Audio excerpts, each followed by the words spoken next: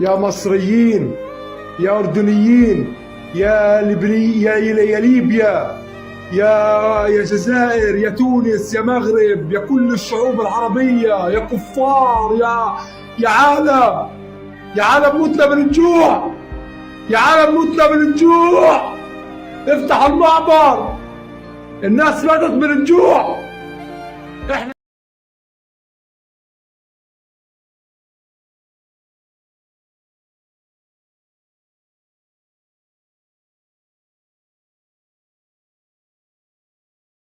Fair use disclaimer. This video is for educational, commentary and news reporting purposes only.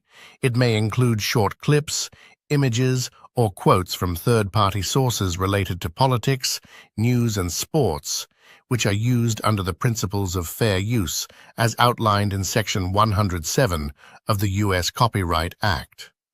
These materials are not intended to infringe on any copyrights and are utilized solely to provide analysis, criticism, or discussion on public interest topics. No copyright infringement is intended.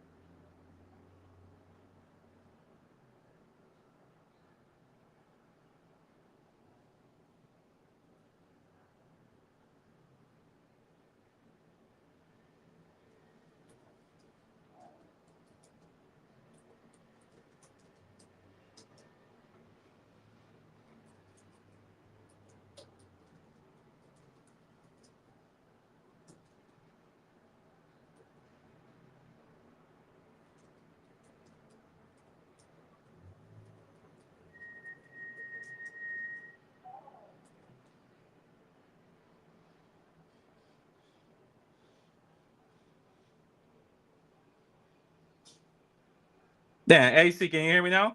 Yeah, I can hear you.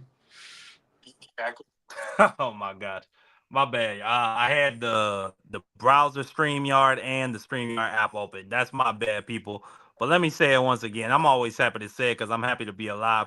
Salute to everybody in the building, man. Thank you so much for coming through for another stream on Democracy 101. Please smash that like button. Hit the subscribe button if you're new to this channel. Me and my brother AC, we are part of that pro-democracy movement. We are not with any of the fascism or the lawlessness we've seen from this current administration. So please continue to support us as we talk about it and we resist in our own legal and democratic ways. I already see Angie Baby in the chat. Thank you so much for coming through, Queen. Thank you, thank you, thank you. You're always one of the first to pull up. Now coming to you, AC, my brother, my OG. How you doing? I'm good today, man. I'm good. Just looking at a lot of the political news out here, and it's becoming concerning. Most definitely, most definitely. We're gonna get into some of the more concerning stories that are happening today. But before we get into the Orange Man and his cult of just idiots and invalids, I wanna, you know what I'm saying, take a victory lap for a young lady. We reported on her a couple weeks ago out of Chicago. During that time we were doing the Black Hawk helicopter story. Y'all see the background I created from back then. But this young lady, we talked about her. She was shot 5 times by ICE. They claim that she was using her car to block their vehicles and to slam into them and impede them from doing their jobs. And for that, and they also claim that she brandished a firearm. And for that reason, at least that they say, their CPD officer had the right to get out of his car and put 5 bullets into her car. And then they charged her with a crime. Well, the judge in that case has dismissed all charges for this Miss Miramar Martinez, a native of Chicago. And let me just play this news clip for us so we can react to it. Sticking with us at 4:30, I'm Marie Saavedra. Charges have been dropped against a woman shot by Border Patrol agents last month in Brighton Park. Asal Rezai live for us now at the Dirksen Federal Courthouse with more on what we heard from her and her attorney. Asal. Yeah, Marie, Martinez's family and friends walking out of court today. They were cheering and clapping. Prosecutors saying the case is dismissed and they will not be refiling. What did come up in court, though, Marie, is the fact that the feds are holding on to Martinez's car. They said it's a part of an investigation with a separate U.S. attorney's office. Her attorneys would not clarify what investigation that is a part of. Federal agents initially said on October 4th, Miramar Martinez and 21-year-old co-defendant Anthony Ian Santos Ruiz used their cars to block federal agents near Pershing and Kedzie and rammed their vehicles. An agent said that that's why he got out and fired 5 shots, hitting Martinez, who was still inside of her car. Martinez and Ruiz were later arrested. She was treated at a hospital before she was released. Martinez was then indicted by a grand jury and pleaded not guilty to using a vehicle to assault, resist, or impede federal agents. Martinez insists agents hit her, though. In a court filing, Martinez's lawyer points to body camera video they say tells a different story of what happened that day. Her lawyer saying it shows the agent turned his wheel and caused the crash before he jumps out of the car and starts to shoot. That video has not been made public. Martinez's attorney also argued that crucial evidence, the agent's car, was driven back to Maine and tampered with. I thank the judges, all the parents that supported me, everybody that supported me. I'm just grateful for everything. Thank you for my attorneys. They did a great job. I'm so grateful for you guys, for my family in the background. I'm just happy. I'm excited, you know. Today, federal prosecutors also dismissed charges against 70-year-old U.S. Air Force veteran Dana Briggs, who was arrested back in September during protests in Broadview. Charging documents said Briggs ignored orders to clear the street, and when he attempted to hand his cell phone to another protester, he was accused of swinging his arm that made contact with an officer. The U.S. Attorney for the Northern District of Illinois has said that they're continuously reviewing cases that are either charged or still under investigation to ensure that things are going through the federal court system appropriately. We're live at the Dirksen Federal Building. Asal Rezai, CBS News, Chicago. So beautiful, beautiful news. Another loss for MAGA in the world of political prosecution. That young lady did not hit those people with that with her car. It's a shame that they're still keeping her car, and it sounds like they're going to try and pin some other type of charge on her, maybe for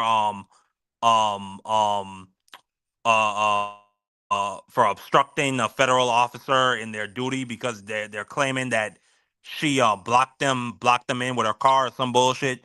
But I need to see that body cam footage.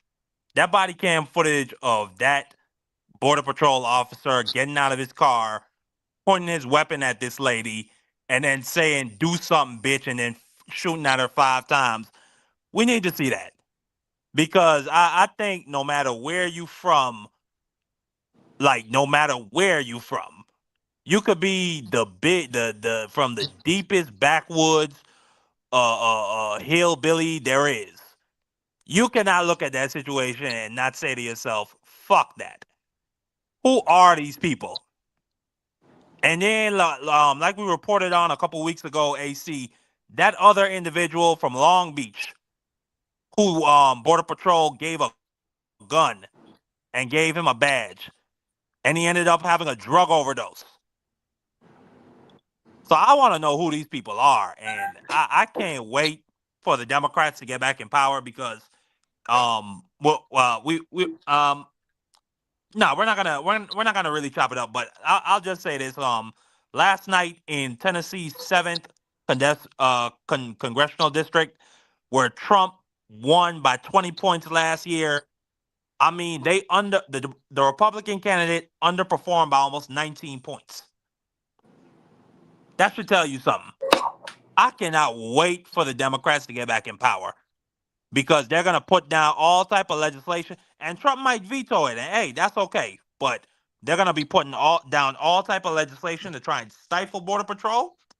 They're gonna be legislating that federal agents cannot have to be unmasked, that they have to show their faces, that they have to identify themselves like regular fucking police officers. Because if this shit keeps going, you're gonna really start to see militia groups in Chicago. They think the gangs are bad.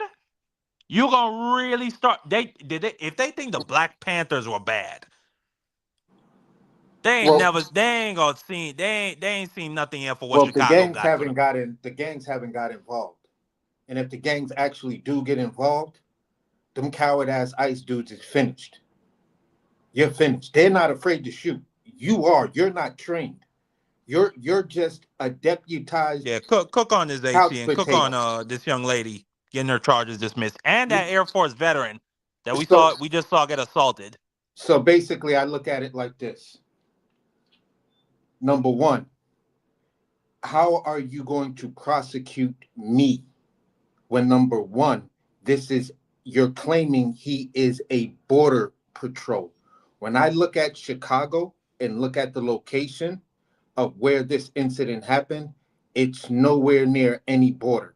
So that, number one, you're out of your jurisdiction. That's number one. That's legal. You're out of your jurisdiction. You're a fucking border patrol cop. You're not meant to be on the streets snatching people up as part of an ICE or immigration issue. You're border patrol. You're supposed to stop drugs and other fucked up shit from coming into this country. But they got you in the middle of a city, way outside of your jurisdiction. So let's keep that in mind, number one. So you're not gonna get any sort of convictions when it comes down to a judge who understands the law, a DA who understands the law. That's why the DA said we're not even gonna try to file any appeals or anything like that, because we just can't win on the merits. We were lucky enough to get the indictment, and after that was the end of the case. There's nothing else there, because you're out of your jurisdiction. And number two, if you're border patrol, you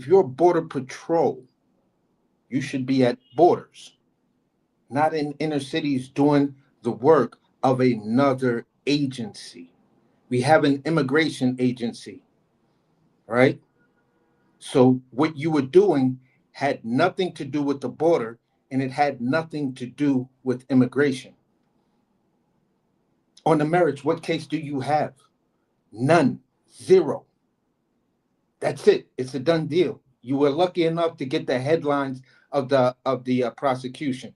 Now, for the other guy, same rules apply.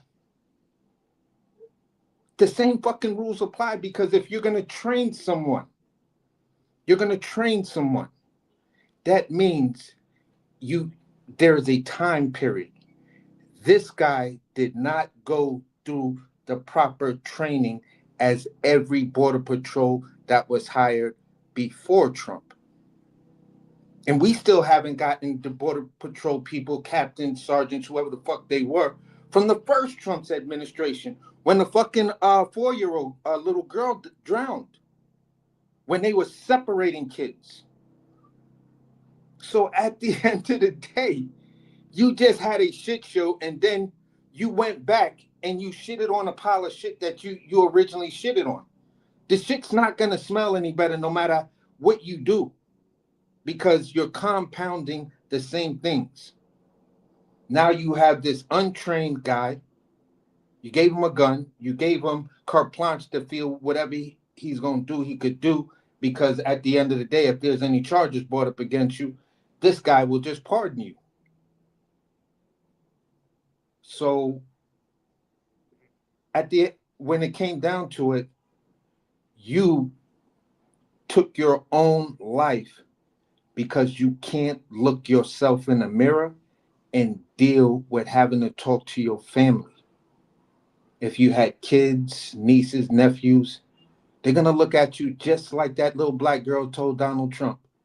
You're a disgrace to our country. It's just that simple.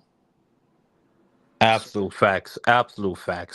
Getting into the disgrace that Donald Trump is, to our country. And moving away from that young lady Miramar Martinez and that Air Force veteran. Salute to both of them getting their charges dismissed. Donald Trump is in full cognitive decline.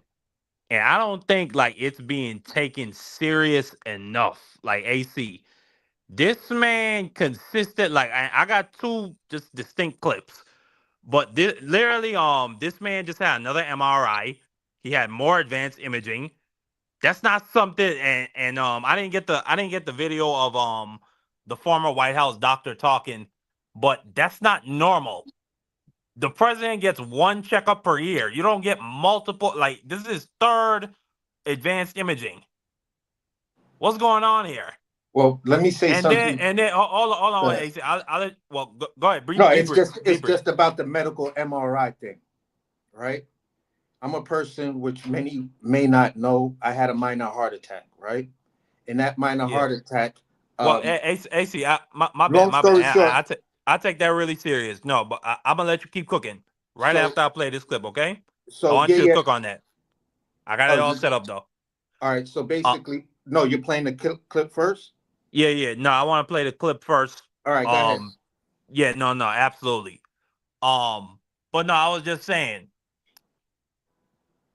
Damn. Let me just. No, all I was gonna. You go. Just before you play the clip. Say what you're saying, man. Short. Go ahead. Just what the doctors tell me when they want to do advanced imaging. You feel what I'm saying? It's this stuff that they call contrast. It's not good for your body to constantly keep going through contrast. So what contrast does is once you take it, you can't eat. And once they inject this dye in you, it makes you have to pee a lot until you pee all of it out. So if you're doing this 3 times a year, and the doctors told me we don't like it, we only want to do it like once a year, you're in serious trouble. And that's all I was going to say. No, absolutely. That's a fact. And I think it's very visible that he's in serious trouble, AC. I'm going to just play. Well, firstly, let me play the clip. This is his cabinet meeting yesterday. This man full on just falls asleep in the cabinet meeting. A very talented team, as you've seen, and as you know, because you picked every single one that's on. You deserve tremendous credit for doing that. It's an honor to be in this role. It's also an honor to be involved in and be a witness to what I believe is the most transformational year in American foreign policy since the end of the Second World War, at least. And it's transformational because for the first time in a long time, we have a president who basically puts America at the forefront of every decision we make in our relations with the world. And that may sound weird to people, like, of course you always do. No, that hasn't always been the case until about a year ago. And I think we've all witnessed in our own respective spaces how in every interaction the president has with the world, the goal he has in mind is very simple. Does what you want us to do, or is it what or is it going to make us stronger? Is it going to make us richer? Is it going to make us safer? If it is, he's for it. If it's not, he's against it. If something's going to make America weaker or poorer or less safe, the president's going to be against it. And every single thing he has done in our foreign policy.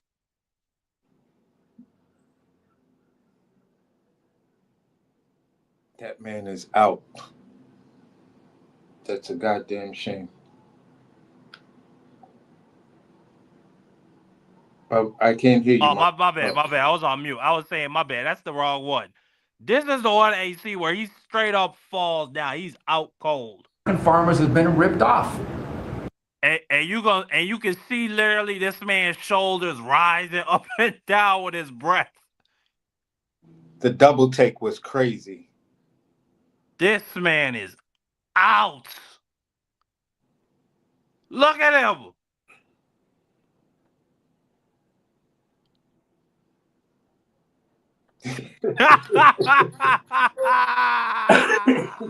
And you gonna call somebody sleepy? You got the nerve to call somebody sleepy. That shit is, bruh. That's what I'm saying. Like, he's projecting all this sleepy Joe Biden shit. Like, he came out today on Twitter and just proclaimed all the proclamations and the executive orders and the contracts signed with the auto pen are hereby invalid. Like, he's the fucking court of the United States. Get the fuck out. Like, all of this is projection. Biden didn't know any of these people he was pardoning, but he doesn't know the people he was pardoning. Yeah. That's the clip I wanted to play. Let me play this for the people. In 2023 to violating anti-money laundering laws. Right. The government at the time said that CZ had caused significant harm to U.S. national security, essentially by allowing terrorist groups like Hamas to move millions of dollars around. Why did you pardon him? Okay, are you ready? I don't know who he is. I know he got a 4-month sentence or something like that, and I heard it was a Biden witch hunt. Yeah. You've made so. Can you talk a little bit about the strikes and the controversy around Secretary of Defense Pete Hegseth? I don't know anything about it. He said he did not say that, and I believe him 100%. You don't know if there was. You're talking about the two men? The second strike to kill the two men. No, he said he didn't do it. He said he never said. Would you be okay with that if he did? He said he didn't do it, so I don't have to make that decision. Mister, you've made so clear how you want to keep drugs out of the U.S. Right. Can you explain more about why you would pardon a notorious drug trafficker? Well, I don't know who you're talking about. Which Juan one? Orlando Hernandez. Well, I was asked by Honduras, many of the people of Honduras, they said it was a Biden setup. I don't mean Biden. Look, Biden didn't know he was alive, but it was the people that surround the Resolute desk, surround Biden when he was there, which was about very little time. And the people of Honduras really thought he was set up and it was a terrible thing. He was the president of the country. And they basically said he was a drug dealer because he was the president of the country. And they said it was a Biden administration setup. And I looked at the facts and I agreed with them. What evidence did you share that he was set up and that he wasn't? Well, you take a look. I mean, they could say that you take any country you want. If somebody sells drugs in that country, that doesn't mean you arrest the president and put him in jail for the rest of his life. President, can I just clarify, do you think the U.S. And that includes this country, okay? To be honest, I mean, if somebody does something wrong, do you put the president of the country in jail? They said it was a Biden setup. It was a Biden administration setup.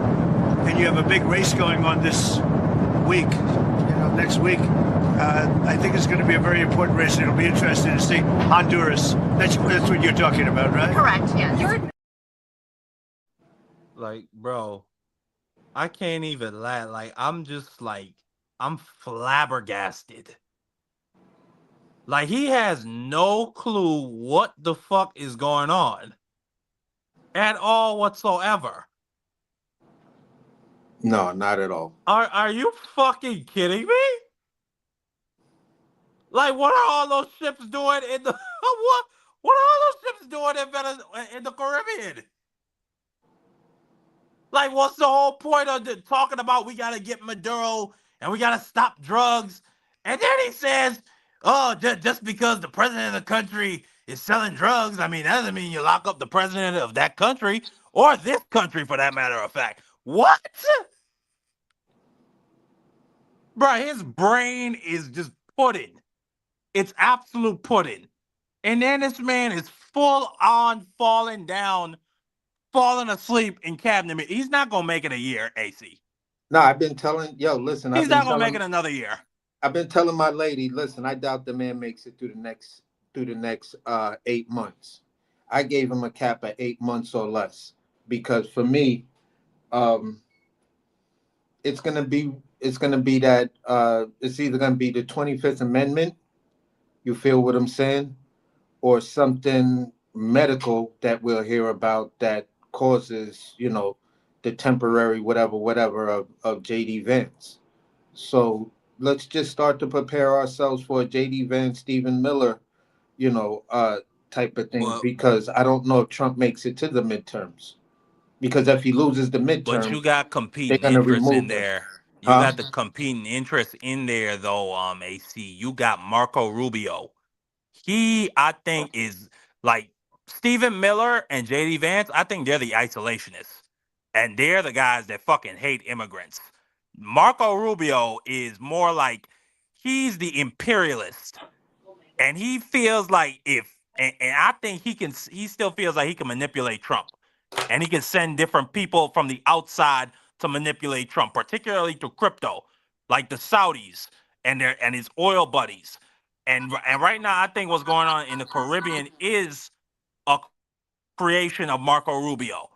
So Marco Rubio is going to be fighting back against the 25th Amendment. he's gonna want putting brain Trump to stay in there. Did you see like how No, I hard he mean, was to trying to me stay serious that makes while that sense. man was asleep? No, to me that would make sense because at the end of the day, it's the ultimate vindication. Little Marco is now telling Trump what to do. So if it's his sort of sick vindictive plot within Rubio, okay, I get it. But for me it's just okay, I don't know how you were gonna do it versus you know, more people looking at saying, okay, JD Vance, we're gonna beat him easily in an election. Putting Brain Trump, we're gonna beat him easily in the 2028 election. So it's a lose-lose for both of them and the entire administration. So you could do what you think is best moving forward, and y'all weird agenda, but your biggest supporters, the biggest voices that you have on the internet, are now all telling their followers, we were all lied to, we were all duped. Did you get one thing that you actually voted for him again? Did you get one thing? Nope. You feel me? So with that being said, his own supporters are rebelling because looking at the special election, look at that net gain the Democrats actually won. And if it wasn't for the it's not necessarily, it's the redrawing of Tennessee's heavily Republican congressional maps to try to ensure the victory. It paid off for you last night. And that's the only way you stayed in power, because if that didn't happen, you would have lost that election because it was close until they got to those heavily redistricted areas. So with that being said, it's just okay. We got to see, we're looking at, you know, the potential of a blue wave that's just not gonna, it's just not gonna do well for Trump. You feel me? I'm pretty much sure almost the entire Senate, because they saved their faces and they saved themselves from going back to their constituents and having to explain something weird, but they still have to, you know, deal with their constituents and saying, well, you guys confirmed the Cash Patel, you guys confirmed a Pam Bondi, you guys confirmed these judges. Bro, you guys confirmed Pete Hegseth. We're gonna get into Pete Hegseth and Cash Patel. Keep cooking, AC. But I just So want to say we're gonna get into those two. so basically what I'm saying is, leading to the 2026 and 2028 elections, I don't think the Republicans are keeping these smaller, more important issues. It's like a relationship. It's the little things that matter that keep the love going. You feel me? So it's these little things. You confirmed all of these people, and look at what they're doing. Look at how they're tearing our country apart. You confirmed these people, and then look at what the judges are doing.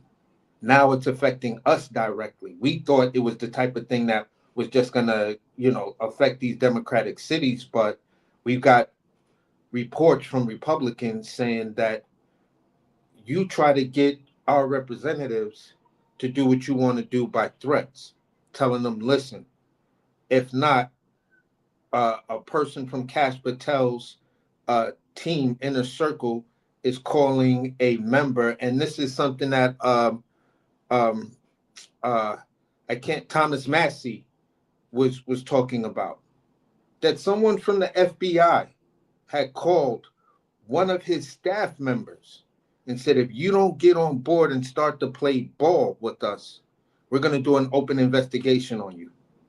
And that coincides with what these Republicans were saying why they want to leave.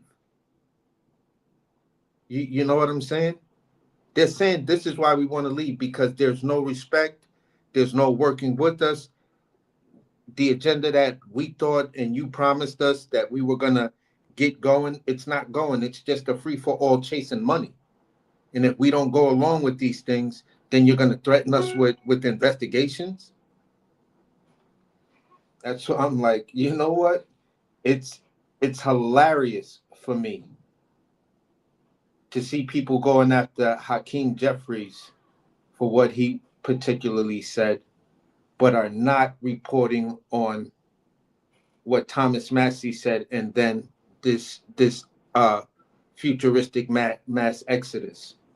And this is where you look at Democrats and just the media with dealing sometimes with Democrats, and you say to yourself, why is that story important over just focusing on this? If you stay focused on this, that BS over there doesn't really hold any water. It doesn't. So what's the point? What's your point? If you know the nature of what was going on, that's the type of thing, according to every legal scholar, the dude was going to get away with, because it's not, no one has been convicted on that. So it was weird for Trump to step in and then pardon the dude for something that he was legally gonna get away with, because there's no real prosecution there. But it's Hakeem Jeffries' fault. And I'm like, see, this is the stupid shit. And this is where things are gonna get real weird. But you back, Marky? It must still be in a dark space. So I'll just keep freestyling until he pops back up. So, looking at these events, cooking on basically Trump's major losses. The man is falling asleep. His cognitive decline is just completely obvious. Like, what president have we ever seen literally fall asleep in a cabinet meeting? Not once, but twice. Within, let's just say, a 2 months period. When have we ever seen that in America? This doesn't happen. Even Roosevelt, President Roosevelt, you look at all the video footage of him, even when he was in his wheelchair coming up on his last days. You never seen that man fall asleep or look like he wasn't up for the job or struggling to stay awake. So it's painfully obvious that this guy has to go. Whether or not they're gonna try to drag it out till 2026 or sometime 2028, I have no idea. But it's clear as a bottle of water. This man needs to go. You good, Marky?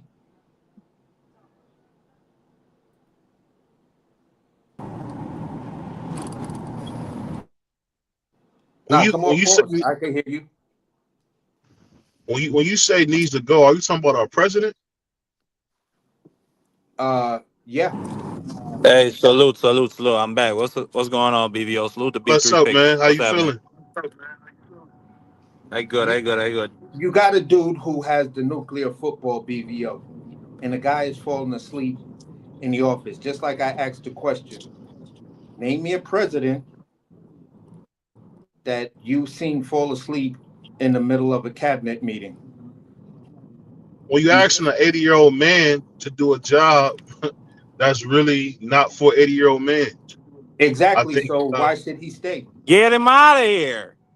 I'm gonna tell you why he should stay is because that's what the people voted for. And one thing I really believe in is this. I hope people get exactly what they wanted. It's that simple.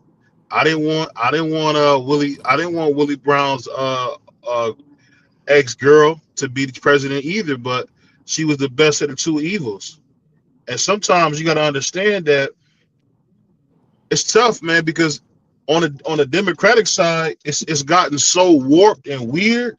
Regular heterosexual men like me don't even see a place in the party anymore. But that's know what I mean? Yeah, BVO, but that's warped and weird for me looking at that other party. I mean, for me, when I look at the other party, okay, I could deal with sitting next to a gay guy. I can deal with sitting next to a transsexual, but I can't deal with as a parent. I can't deal with sitting next to a dude who does that.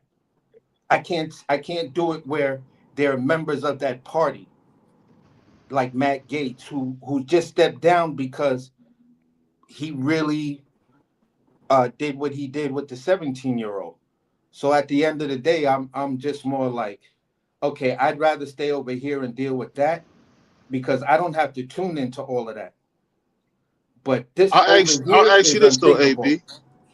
I'll ask you this because I think you got a point, but I'm just coming from the heterosexual married man point of view where I don't necessarily want to be force-fed homosexual tropes. I don't want to be force-fed your opinions. I don't want drag queens to read to my daughters. I don't. That should make me a bigot. I don't want to know about what you do in your bedroom constantly. I don't want to constantly be reminded of what you do in your bedroom, almost as like a weapon. And when you got people who are not in realistic relationships, like for me, when I see a lot of these different people that are black only in color try to tell me about black issues, I can't accept it. As my grandmother said, she said it's about the gray hair Belafonte. You can't sleep white and talk black. If you're a black man or a black woman and the person you choose to lay down with and be your wife, your husband, whatever the case may be, the most important person in your life is not of your culture, there's nothing you can tell me, ever. And I'm going to tell you why that makes sense. Because people don't understand the importance of building together. Every other group understands that. But for some reason, when it comes to black Americans, there's some warped reality on what we need to do and what we shouldn't BVO, do. you're not married to a black American. You're married to a Dominican. I'm not. That's black. If you see her skin, she's black. You're literally married to a Dominican immigrant. But if you see her skin, she's black. What are you talking about? Like, no, sir. Because what you just said was some stupid Pan-African Dr. Umar Johnson bullshit, and it's your opinion. But respectfully, just because you choose to, so you say my opinion is bullshit? Is that how we speak to each other? No. I'm asking you. Are we gonna talk like gentlemen? No, are we gonna talk like gentlemen or are we gonna talk like assholes? Nah, you know Marky's gonna talk like a nigga. No. I want hold on, sir. I want to make sure before we start the conversation, are we talking like men or are we talking like animals? Because I can go anywhere you want to go with it. If you want to talk, jump into it. Jump into this like you idiots. Jump into it. Aggressively. Boss. Aggressively. Oh my God. Aggressively. Run into it. Stupid boy. You're gonna overtalk me on my own show. You better relax. Hey man. Now what's it? Suck my dick. All right, well you're gonna get up out of here. This nigga. No, I wanted this to man is outrageous. I wanted to ask BVO how old he was. Number two, I wanted to ask Angie, baby. Do you like listening to Luther Vandross? You know, riding out with your missus and then listening to a song from Luther Vandross.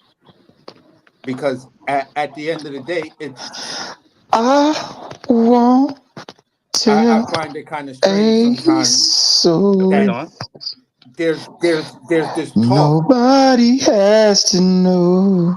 Exactly. So at the end of the day, Luther Vandross was gay. At the end of the day, most of the male R&B singers are gay. So they're telling you what they want. So you're saying you don't If want to he hear it, but wanna you listening to slow jams while you be. riding out. So I'm just What like, you want me to? You want me to answer that question? huh? Do you want me to answer that question? I mean, if you choose to, it's just an observation that I've had, even in Well, discussions. I don't. I'm gonna tell you this. I don't subscribe. I don't subscribe to because somebody's sexuality doesn't take away from their art. All I'm saying is this: just for me being a heterosexual man, I don't understand the constant. I don't understand the constant beratement of why we got to hear what you guys are doing, but I got to see all these young black men and women dying. Or we got to hear the kind of music that comes through. That's just awful. It's awful. It's awful. Hold on. Serenading. I hear you. Like AC said, AC was alluding to. Nah, what's that? Oh, my bad. Yeah. So my bad. I was in backstage. I was backstage over there cooking. My bad. I also think it's hilarious because BVO. Hold on a second. Y'all keep cooking. No, Thomas. I'm just, like I said, it was even with some of my homeboys growing up in real time when Luther was dropping, some of his songs, and you know what I'm saying, and we in the car and all of that, and what's the song I'm thinking of? What is it? Oh, 1,000 kisses from you is never too much. Yeah. See, when I was. And then dudes is Never too sampling much, that. One never of my too men much. sampled it, and I was like, "Bro, you missed You a the little, I hate all yeah, gay you a and little older sampling than Luther me. Vandross?" And he like, "No, man, no. See, you got it fucked up. No, this is the See, I hardest shit." wasn't singing that. You AB, got a certain point, then, bro, because you don't accept it all on the same plane. That's what like, I'm saying is, when we was young, we listened to songs like "Make It Rain," and what do you say? I want to see some tail, man. Make it rain. That's kind of stuff we listening to. Or Trey Songz, man, where he say, "Don't play with me." That's kind of music we listening to. Like, I get what you're saying. I get where you're going with it. I don't think you less of a person. Hold on, we got a lot of background noise. What's that? Oh, I get what you're saying. I don't think if somebody's a homosexual, they shouldn't be respected. I don't think we should be constantly have to be reminded of what you do sexually. I get that aspect of it. Because I'm in the industry to whereas some of the best workers that can sell and not have issues and all of that other crazy stuff, they know how to compartmentalize shit. Is basically your gay employees. So see, I resent that, man. I resent that. They always gonna make it like gays the super niggas. I don't believe in that. What happened? I said they always want to make it seem like. I don't think any. I don't think any person should have to compartment. Well, if you're in a professional environment, that's one thing. But I don't think any human being should have to hide who they are or change certain things about themselves to make you comfortable because you're not comfortable. Like that's your problem, BVO. And a lot of these people, the same way how there was a certain point in time where if you you couldn't show a certain level of blackness, there was a certain time, bro, and this is just recent, you couldn't show no level of homosexuality. They would get you up out of here. You would be done. On top of the fact somebody might come and put hands on you. So I would say this, Mark, Marky. hold on. Let me say this, Mark. I ain't saying. Let me say this. What? See, you gotta work. See, what you gotta realize is a counter argument to that. Because when you work in corporate America in the States, a lot of these places are female dominated. So what they do, it's a feminine energy where men, and what people are trying to tell you, where men are emasculated. And a lot of them have to even I hear men that change their voice, so they're not as tough. And that's just from Now a I don't know about that and none of that's that from shit. a That sounds male. crazy. That's Well, crazy. you don't Whoa. you don't work in female dominated industry, so you don't know. That's Or a fact. maybe I you You do. mean, change. But most hold on. lawyers on this side. But you Well, okay, go change ahead. My bad. My bad. Keep finish up. but you make adjustments to be more palatable, no? So with that being said, being sweet, all that type of stuff, those type of guys are more prevalent in corporate America. You know what I'm saying? So really what it comes down to is men have to be extremely buttoned up um to even work in a lot of these environments. Can I? Can I? I disagree with that. But But your now ass you live might on an have your own. island. You might But let me. Can I have just your come own. in with this real quick? Yeah, Because your ass live Yeah, on an go island, ahead, nigga. go ahead. Cause no, I just all the anytime I meet somebody from corporate America, and even when they are homosexual, they're very self confident. They're very buttoned up. They're always prepared. I don't know, B3. That's just something see. that I don't know. That's an opinion Just You're say thing. this. talking about meeting somebody you don't know. I'm Let me talking just say about this. operating in an environment on a daily basis where Here's you work with women, and as a man that's a heterosexual, you want to sleep with women, right? Especially the ones that Absolutely. you're in proximity to. So what I'm telling you is, in corporate America, men have been demonized and emasculated to the point where if you like to sleep with women, or if you are attracted to women, we don't that's like taboo or against company policy versus whatever else that everybody else is doing. see. I You know kind I of worked in you. corporate. Hold on. I You work Come in kind I of here and got worked it. comment in on that. B3. You kind of got it, but there's an element that's missing because there was a reason for all of this, right? Now we're in an era right now. We're in the middle of this era. Some people may thought we have passed it, but we're smack dab in the middle because something else just came up and reignited the situation. How we got here was when powerful men became extremely powerful, they abused that power. You look at how many men were taken down for certain sexual improprieties. You feel what I'm saying? We look at certain Supreme Court justices that were powerful men at that time, and even students and whatever in these sororities that built that constantly made Supreme Court judges and stuff like that. You look at the trend, and then you look at how their upbringing. You look at so many things from how you your religious values and everything, and how they view women. When it's all said and done, women are always subjugated. So now women are on an even platform. So they're just trying to tell dudes, listen, we love your masculinity. We love the fact that there are still That's real cap men. though. Can I get There's in? still real men out here. Hold But on, we're just B3. asking you, don't do the dumb shit. Don't subjugate us. Don't treat us like we're a second class citizens, because some of us are actually smarter than you and can perform our corporate duties on the same level as you and be more successful than you. That's all they're asking.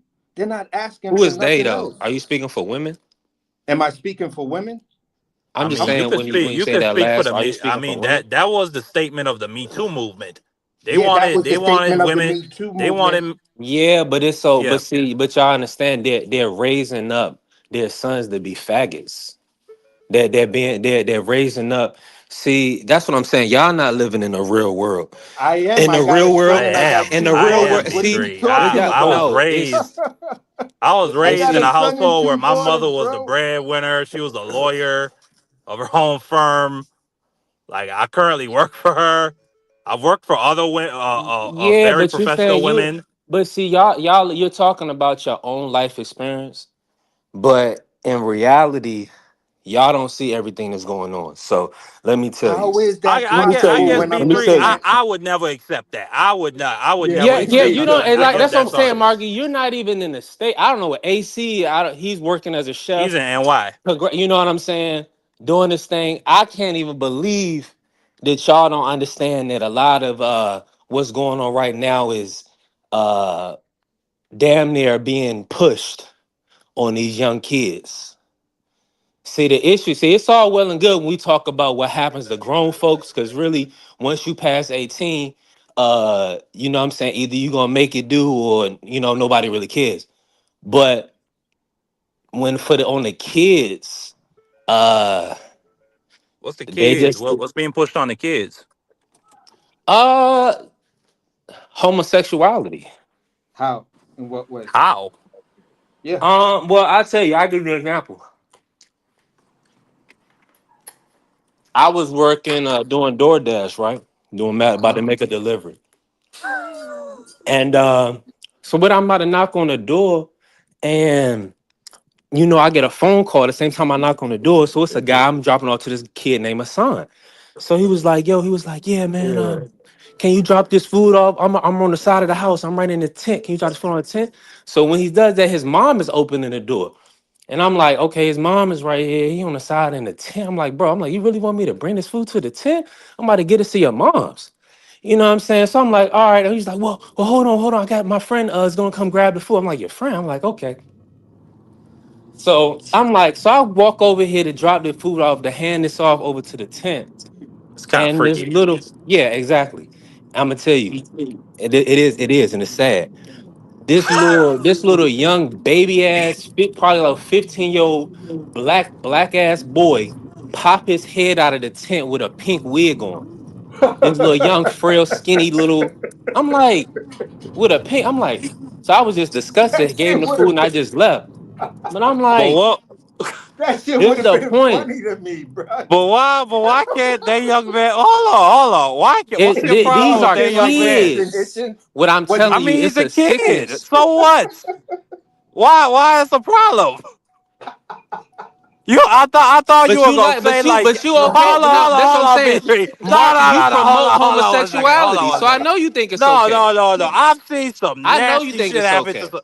No, no, no. I've seen some nasty shit happen to some homosexuals. I once seen a homosexual get lynched on my island in front of my eyes. I thought you were gonna say that the mom was beating the shit out of him and forcing him to sleep in the backyard. And I don't know. Bro, Like that's bro, your biggest problem? that's something. That That's he was something wearing a that we would. wig? That's something. Yeah, bro. Yeah. What I a don't my know, problem? B3. What a my problem is this? Is that a mother is literally allowing her son to to sleep in a tent with a boy. That shit is sick. If you don't Whoa, Wow. understand, that's sick. whoa.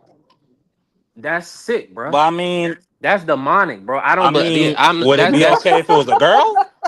Would it be okay if it was a girl?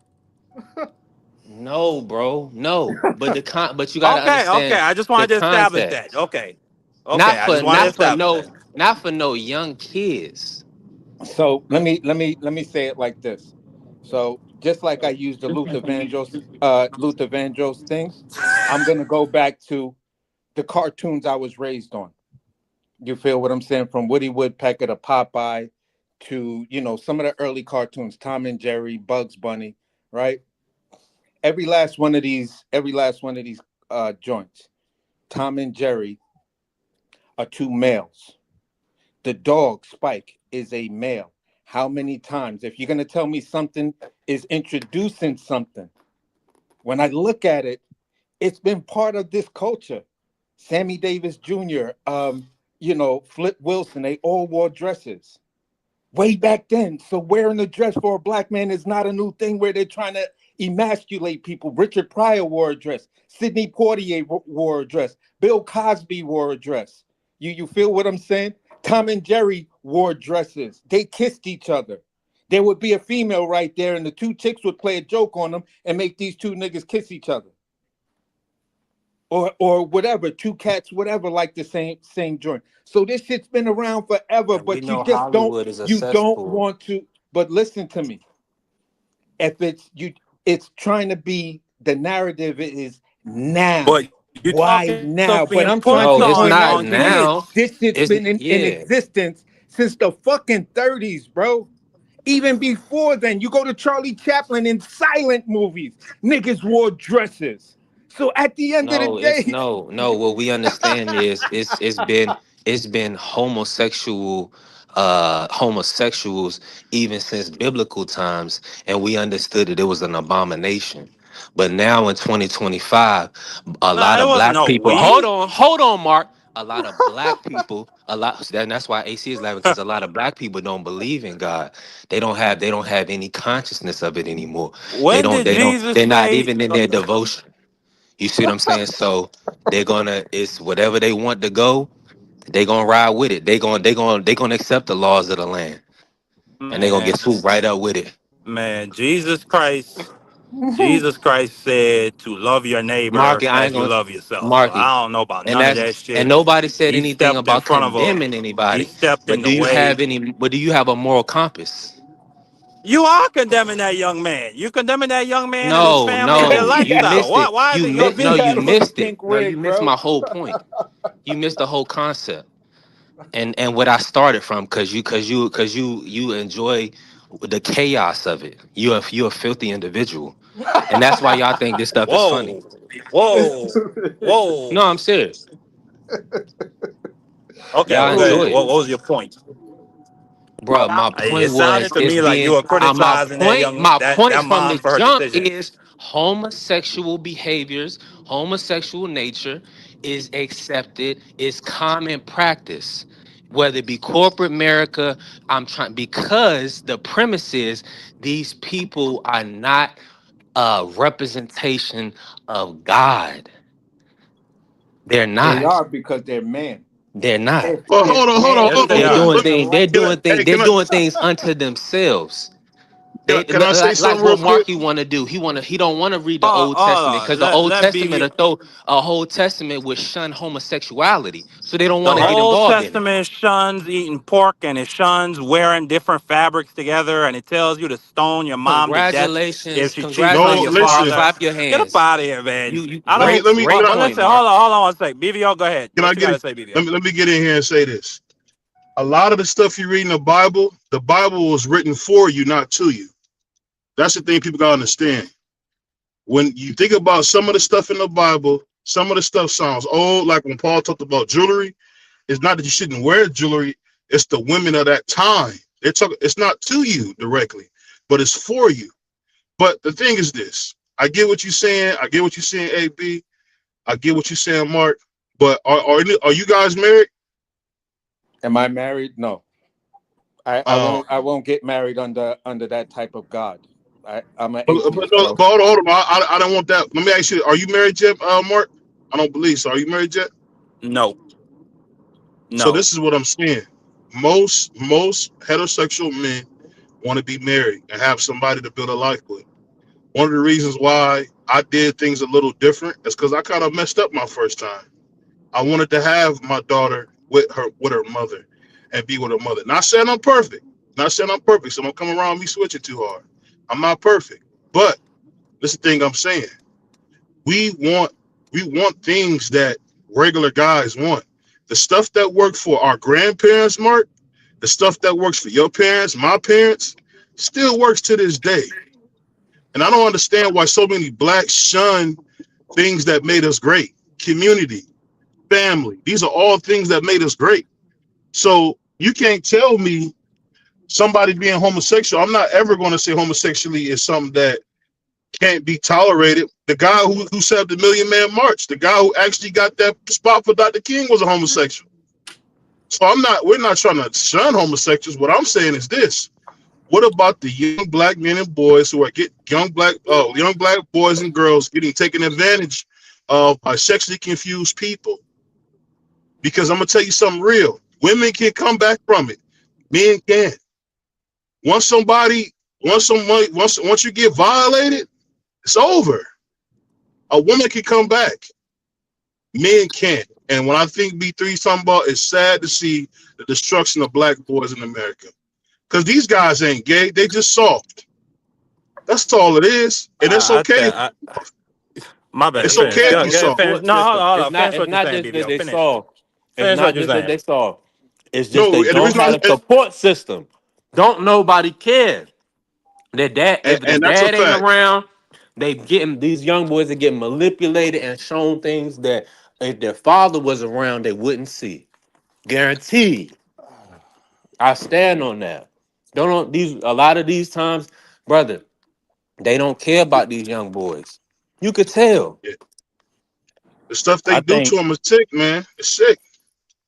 it's sad that y'all are very, very. I mean, what I just heard was just straight ignorance. Y'all are essentially saying that most, if not all, black homosexual men were violated, and that's the reason they are they are the way they are. I have been around some. Well, hold on. Let me get inside here. I'm gonna keep talking. Hold on. But all I wanted to say was sometimes you got to be careful of what you choose to condemn and what you choose to read. When you look at things like that and then you say, all right, you ask a person, what version of the Bible do you read? And they'll tell you some version of King James. And then you That's the say, version a lot of blacks read, man. okay, but King James had his personal diary, in his personal diaries and in his personal writings, which a lot of black men don't actually go and look at. Mm-hmm. He talked of taking on many young male lovers. See, this is the thing. This is the thing. This is where the conversation gets construed at. I get what you're saying, Angie, about women coming back. You don't think women can come back? I get that. But what I'm saying is society wise, a woman who's been involved with another woman, most men, sexist or not, I forgive that. But a man being with another man, you can't tell no woman nothing about that. Ain't no real woman gonna stay with no guy who been with no guy. It's not gonna happen. It's not gonna happen. So I I get what know you're saying real on that. women, but some of these shorties that's for sale, they don't got no Yeah, like, sense. but Yeah, they for this is the sale. thing. This is But the that's thing. about They it. Not tell no you real about, one. man. You can't, man. I'm gonna go all the way real. Will my grandma accept that? No, no. My grandma used to say, I remember one time we was outside. I think it was a bar for guys like to have a little more pride. And these two guys were standing by each other. My grandma, we was washing clothes at the laundromat right next to it. And my grandma said, nasty rascals. Now, was she wrong for saying that? Probably so. But what she basically was saying is just not what I'm into, and I don't know why we gotta hear about it all day. You realize that it's a lot of beautiful women out here, and they not getting a chance to get a husband. It's like a 1 to 11 now. In my city, Cleveland, they got 11 women for every one man. You got chicks like what's her name? The chick that always make all that I hate. I'm sad about what a man did. Dang, she was dating Rico Reckless. I can't remember her name. She just dropped the album. And not Scissor, the other one. You know what I'm talking about? B3, the chick with the tattoo, she had that song "Girls Need Love Too." I don't know if somebody can help me in the chat. She had that song "Girls Need Love Too." But anyway, make a long story short, it's such a shortage of men now. You got women talking about being side chicks, and we never thought that would happen. But that's how it's getting. That's how bad it's getting. Women But want a good BBL, man. you talking about, and I was just gonna say this earlier. Like what y'all said was just very ignorant. Like you don't need to have been sexually assaulted to be gay. Like No, you there's a don't. But lot of that's what guys usually who just happens, thought Mark. no, That's what usually happens, though. but based on what Every guy I research? met. Hold on, hold on, No, hold on, no. hold I'm on. not No, going no, on hold on, research. hold on I'm one going second. off Hold on my one second. brother-in-law. No, hold on one He second. got Hold on one second. pillaged. Go Okay, ahead. that's no. Hold on. What you hold on one second. What you just said is called anecdotal, meaning that's something just from your own personal experience. You don't have no data to say that, so you sound just stupid to try and generalize an entire group of people like that. But all I'm saying is, Like y'all are talking about this, like being gay is Mark the aggressive as worst thing. shit. Hold on one second. Hold on one second. Hold on one second. Y'all are talking about being gay or if a man is feminine, like that's the worst thing that he could grow up to be. He could grow up to be a murderer. He could grow up to be Hey, somebody that violates other people. He's a rapist. It's so many hey, other things. And then this belief, oh, if we stop all these people from hurting young black kids, then we'll stop, then that'll cut off most of them being gay. Like that's just stupidity. Like that's let something me from ask, the 1960s that you niggas and are it living in. worked, bro. But let me ask you this: but the No, it niggas don't. have It just more creates money, more closeted and influence, repressed more land. individuals. Let's talk about St. Croix, right? Let's talk about St. Croix. St. Croix had a renaissance in the damn 60s of black businesses that they opened up, started pretty much from scratch. Y'all had a renaissance. Is it the same way now? No, Is it but the same that's way now? because, but you're not Is adding St. Croix, hold on. context. Is St. Croix the same way it was in the 60s and 70s now? No. No, not even close. What's your point? But you My don't have point is, context. when you go away from what works, this is what you get. And for That me, I get you talking that antichrist type of terminology where you guys don't have a desire for women in your heart. I get it. I'm not saying there's anything wrong with Do me a people being favor, gay. please. Get out of here. Get out of here, man. Shit, I'm saying. All I'm saying is, keep going, man. all Keep I'm going. saying I is Keep going. love this. it. Keep All going. I'm saying is this. All I'm saying is this. If you want to be successful, like my favorite movie used to tell me back when I used to get in trouble, if you want to be somebody, you want to go somewhere, you got to wake up and pay attention. Our counterparts are not having these conversations. They're not having these conversations in China. They're not having these conversations in Russia. That's why you see our school system, our academics are falling because we worried about the wrong things. So The what family BVO likes unit. to do, But you BVO just likes mentioned to two likes to communist countries pinpoint that have incidental, dictators. like little incidental information that he has from his own life, or he likes to tell you a piece of the story. St. Croix had all that investment coming in because we became U.S. citizens in the Oh, I know, but 60s. how did I Not know that only if I that, didn't not read? only that, Goofy Leon motherfucker, Hess. how did I know that if I didn't read about it? How did I know it? But Because you it's didn't give the incidental. whole story. You only gave a piece of the story, you goofy motherfucker. Did I Don't know the call me a story, goofy motherfucker, motherfucker. means something? I The don't fact want that peace. I want problems always. I'm I just even know saying, goddammit, I'm putting more context on it. That's all I'm doing. do your Calm thing. yourself, I love nigga. you, man. Yeah, I love you to death too. Calm down. I Now, got your nigga swinging though. anyways, we were talking. Like, we got way off track, but I enjoyed the conversation. But let's get back on track. As a matter of fact, I want to get y'all's reaction to. I heard BVO earlier saying that Donald Trump, despite the fact that he is pudding brained, he should remain in office. Hold on. Before we get back on track, Mark, what happened to the gays in St. Croix? What did they do to those guys?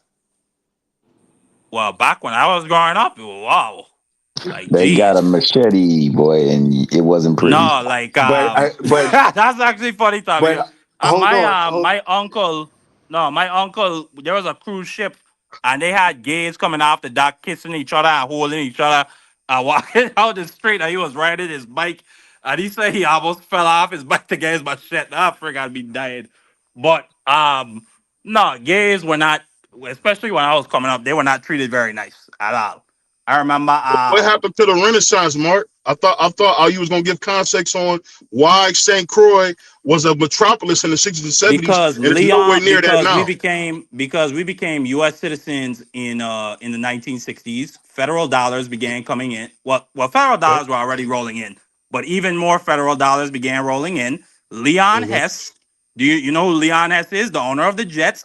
He built the Mm-hmm. largest refinery in the oil refinery in the Mm-hmm. entire world. That supplied Mm-hmm. the entire island's population with jobs. It Mm-hmm. attracted business and outside investment. Then we had what everybody else had. We had the 2008 financial crisis with George But what Bush. about before we go And here? What hold happened? on, Why was the marriage rate hold on. 89% back then? Why was the What you marriage say? rate 89% on St. Croix in the 60s and 70s? Why was the marriage rate so high back then? It was I high in mean, America back back then as then you well. had a, back then you had a you did have closer I ain't gonna say you had close knit family. I don't know. Now people like I just think people are So less you don't even want to religious. say the truth. No, You don't even I want to think say the truth. people are less religious now. People don't really believe in murder. Ah, There That's you it. But it go. don't got that There don't you has nothing go. to do with homosexuality. Nah. It don't. hey, but when you It let the don't. devil in, you don't get to control what happens, Nah, brother. but hold on. You're telling me religion you're telling me religion has been godly? Are you kidding me? Do I need to tell you about The all those sanctity of a altar family, boys? man, the Y'all talk principles, Hey, about abusing the kids. principles, God, the father, the mother, and the children, man. God, man, woman, and the children, brother. It's always work, man. And we see why the family's destructed now. We see Man, why we done these had young that type guys, of hold family on. structure since we were monkeys, B3. Nah, we gotta Come move on, on. We man. gotta move on. Come on, man. Nah, you come on. This guy You need Mark, to man, stop. you can't. Yeah, all right, You go need to ahead, stop. Mark. Go the ahead, nigga's Mark. Okay, but diabolical. Hey, the nigga's diabolical, ain't he? He's a man, wild. Jump into it. Sam, there's no. Jump into this slap, you idiots. Jump into it. Aggressively. Aggressively. Boss. Aggressively. Ah, my God. Aggressively. Run into it. Stupid boy. now we're gonna Yeah, move even on, that is goddammit. weird. But We're gonna move on, goddammit. listen, yeah, please, because as a true atheist who was born Muslim, went to church, dated some Catholic girls, did some things with them, Mm-hmm. dealt with synagogues, and now I'm working with kosher people. So I have a complete understanding of many different cultures and their true religious belief. Because as a person that doesn't believe in stuff like that, I have the liberties to ask certain questions that don't have to be filtered through my belief systems. And at the Let end me of the ask you day, this. go ahead, My ask me. bad, my Now bad, come my on, bad, goddammit, BBO. I'm serious. my I need bad, to No, move my on. bad. I'm gonna give him Yeah, a short answer. let him It'll get his be a spill short off. answer. I It's said that. not. I said it too fast. My bad. Okay, It, AC, be brief. Please be brief. Go ahead. Ah, ask me the man, go on and question, explain BBO. yourself, AC. Huh? Jump into it. Now go on and explain Sam, there's no. yourself. Jump into this slap, you idiots. Jump into it. Aggressively. Now, only reason why I Be was saying brief, it AC. was Please go because ahead. basically there are just direct principles and direct questions based on how people believe in things.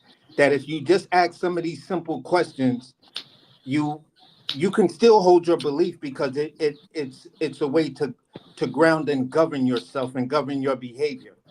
You feel what I'm saying? I have no issues with that if that's where your belief stays, and you do what you do to help others and be kind to others and things like that. But if you weaponize it, then that's where I have issue with you. But all I'm saying is this: society's problems don't come down to whether or not you have religion or not, because there were plenty of civilizations that had advanced mathematics more than what we have today, and never had a religious structure. It's not true. That is absolutely true. I'll say this though to you, man, because I respect where you're coming from. I've been there, my brother, and I'll tell you this. And I'm not perfect. I'm a flawed man myself. Hold on. I'm a flawed man myself. And what I'll say is this. When you have God working your life, like I'll give you an example. Some things I've been through, you might say I was lucky. You might say I was blessed, whatever the case may be. But I've seen God really intercede for me. And when he became real, it's like my favorite scripture, and the flesh became real and the word became flesh. I just think once you experience God, whatever God that is for you, for me, it's Jesus Christ. I've seen Jesus do things for me that nobody could have done. I'm from the ghetto. I didn't always have the best grades. I was able to go to college. I was able to buy a home. I'm not going to debate I was your no. Let me just say. Let me Listen. say this, Come on, guy. We're and I'm not having almost a done. whole I'm fucking almost done. discussion about this. Finish this video. Go ahead. I'm done. And I'll just say this. For me, I get where you're coming from, but I'm just saying, I've seen my ancestors with following a certain blueprint, and it wins. You get you a good woman, You do what you got to do. You work hard. You study, and you get your crib, and you build wealth for you and your family. And I feel like only in this country we always worry about everything but what matters. And what matters is what you do for your family and what you do for Christ. To me, and I'm done. Well, I think what matters is what you do for yourself, and you laid it out right there. I think having strong moral principles and moral compass, as well as having a great work ethic, is more important than religion. But however you choose to commune with your Creator, that is for your own individual self to decide. And I absolutely respect anybody's religion and what they choose to do. But Yeah, we're gonna same move here. on, goddammit. Absolutely. We're gonna move on, goddammit. I just want before we absolutely jump off, me and AC were talking about this earlier.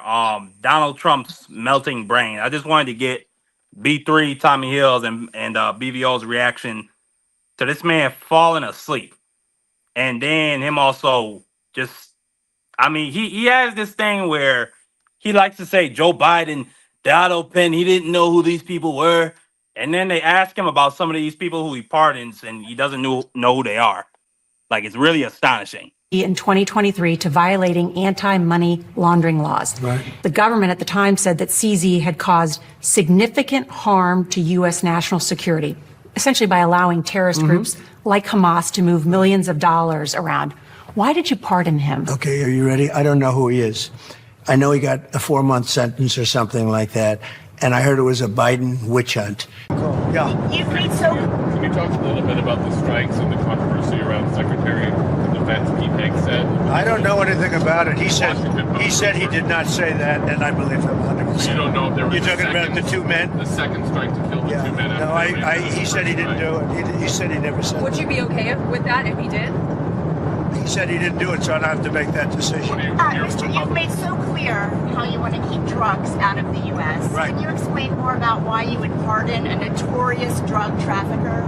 Well, I don't know who you're talking about. Which Juan one? Orlando Hernandez. Well, I was asked by Honduras, many of the people of Honduras, they said it was a Biden setup. I don't mean Biden. Look, Biden didn't know he was alive, but it was the people that surround the Resolute desk, surround Biden when he was there, which was about very little time.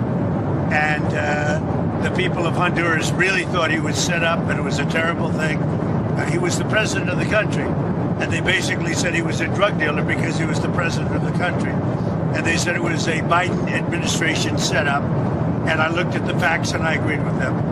What evidence did you share that he was set up and that he wasn't? Well, you take a look. I mean, they could say that you take any country you want. If somebody sells drugs in that country, that doesn't mean you arrest the president and put him in jail for the rest of his life. President, can I just clarify? Do you think the U.S. And that includes this country, okay? To be honest, I mean, if somebody does something wrong, do you put the president of the country in jail? They said it was a Biden setup.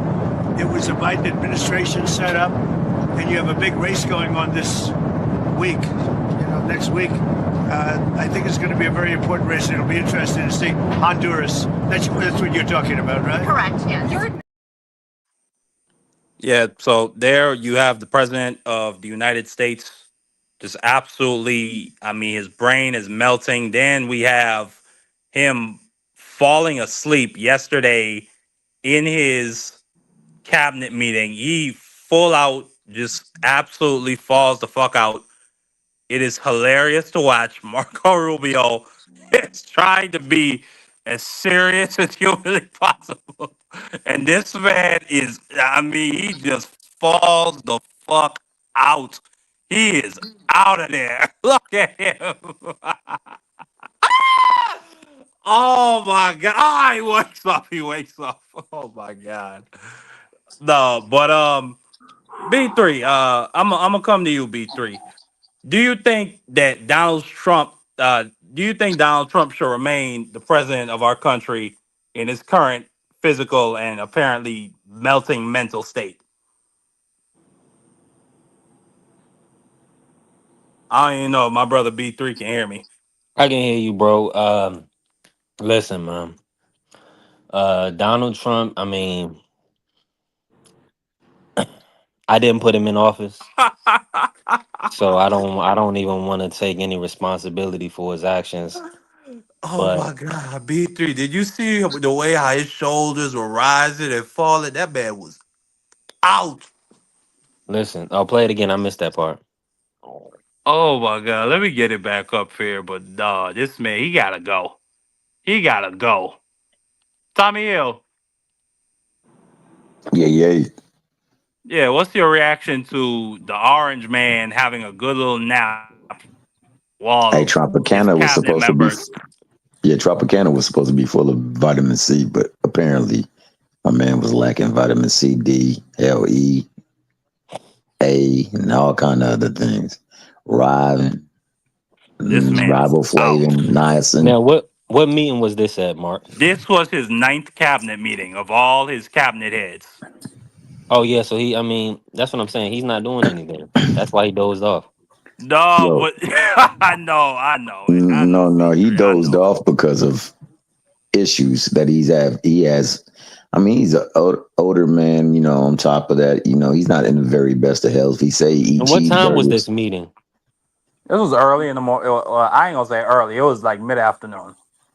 Yeah, but Oh he yeah, eat he was tired by cheeseburgers then. and stuff like Come that. on, Mark. He said Yo, he he was get there You at diabetic. know, most 12 most something older men anyway. be up at like 2 a.m., 3 a.m. anyway.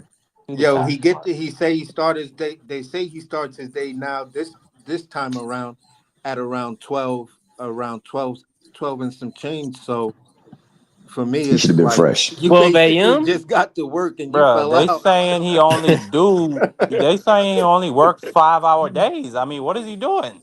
He's so tired. You don't have to do Mark, much, man. listen. He's traveling, bro. Come on, Nah, man. you You don't have to know do much. he ain't signing no paperwork. But I'm gonna be anyway. honest.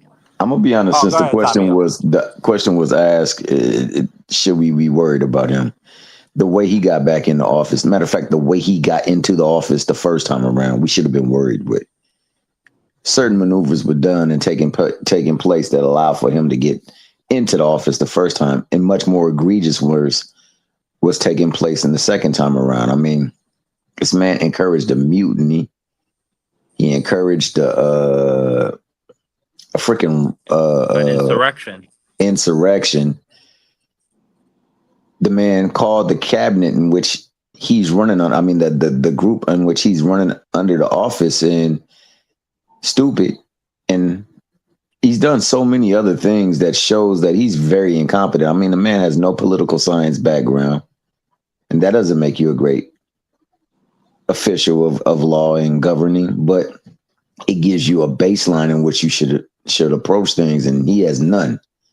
The man has not ran businesses to the very best of his abilities and been successful. He's filed many bankruptcies. He's told the public that they were stupid for filing taxes, yet imposes taxes upon folks. And on top of that, man, his policies just don't seem to benefit the people of this country. But I'll say this. Yeah. He once was on stage preparing a speech, or giving a speech, I should say, and had his wife on the side of him. This is the man that we saw fall asleep right there. This is how asleep he is in being awake. He said his wife, Melania, wishes she could be here. She was right to his side. That's who we have as a president. That's who people have put in there. That's who they effectively railroaded the people, the American people, with all kind of, but they know how to move in this modern day era. So they know how to engage folk. And that's how they were able to win an election with somebody who should have been convicted, who should be in jail, and who has been very, very suspect as an American citizen with some of his practices, his beliefs, whose family has got strong ties to like organizations that or of hate origin, and who is very misogynistic. Yeah. That's your leader. And Yeah, Have you be ever had a personal relationship with Donald Trump? What do you mean by personal relationships? Have you socialized with him? Yes, sir. Yes? Yes, sir. Have you ever socialized with Donald Trump in the presence of females under the age of 18?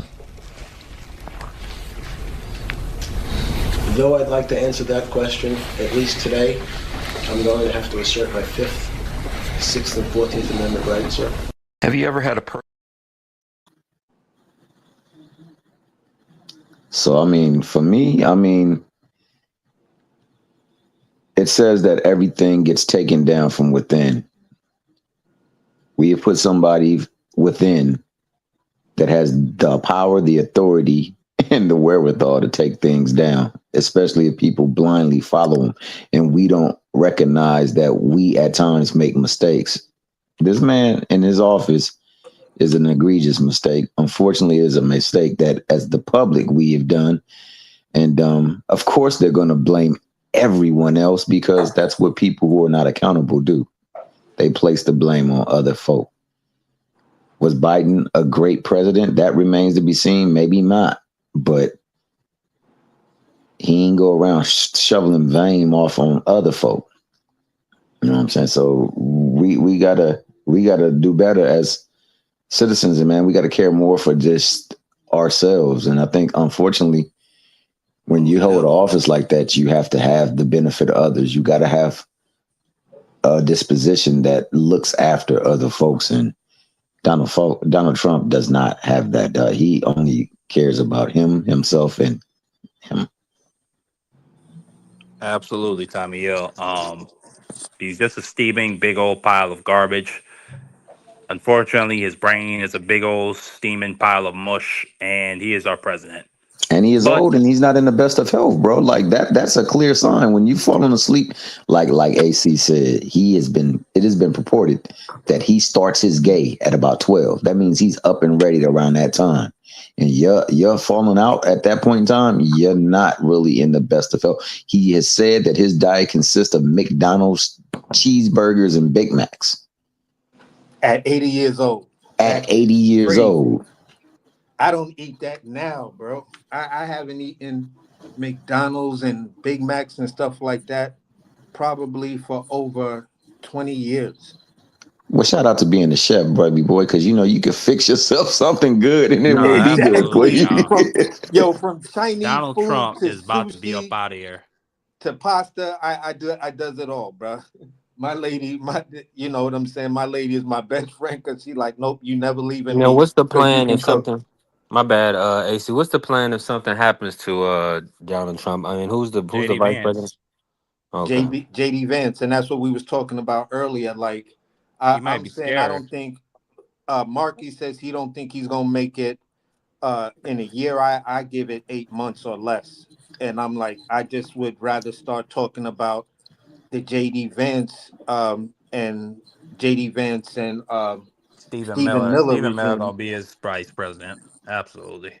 Yeah, so Marky was on the opposite side of that of saying, listen, Marco Rubio wants Trump, noodle brain Trump in play because then he can like really start to persuade him.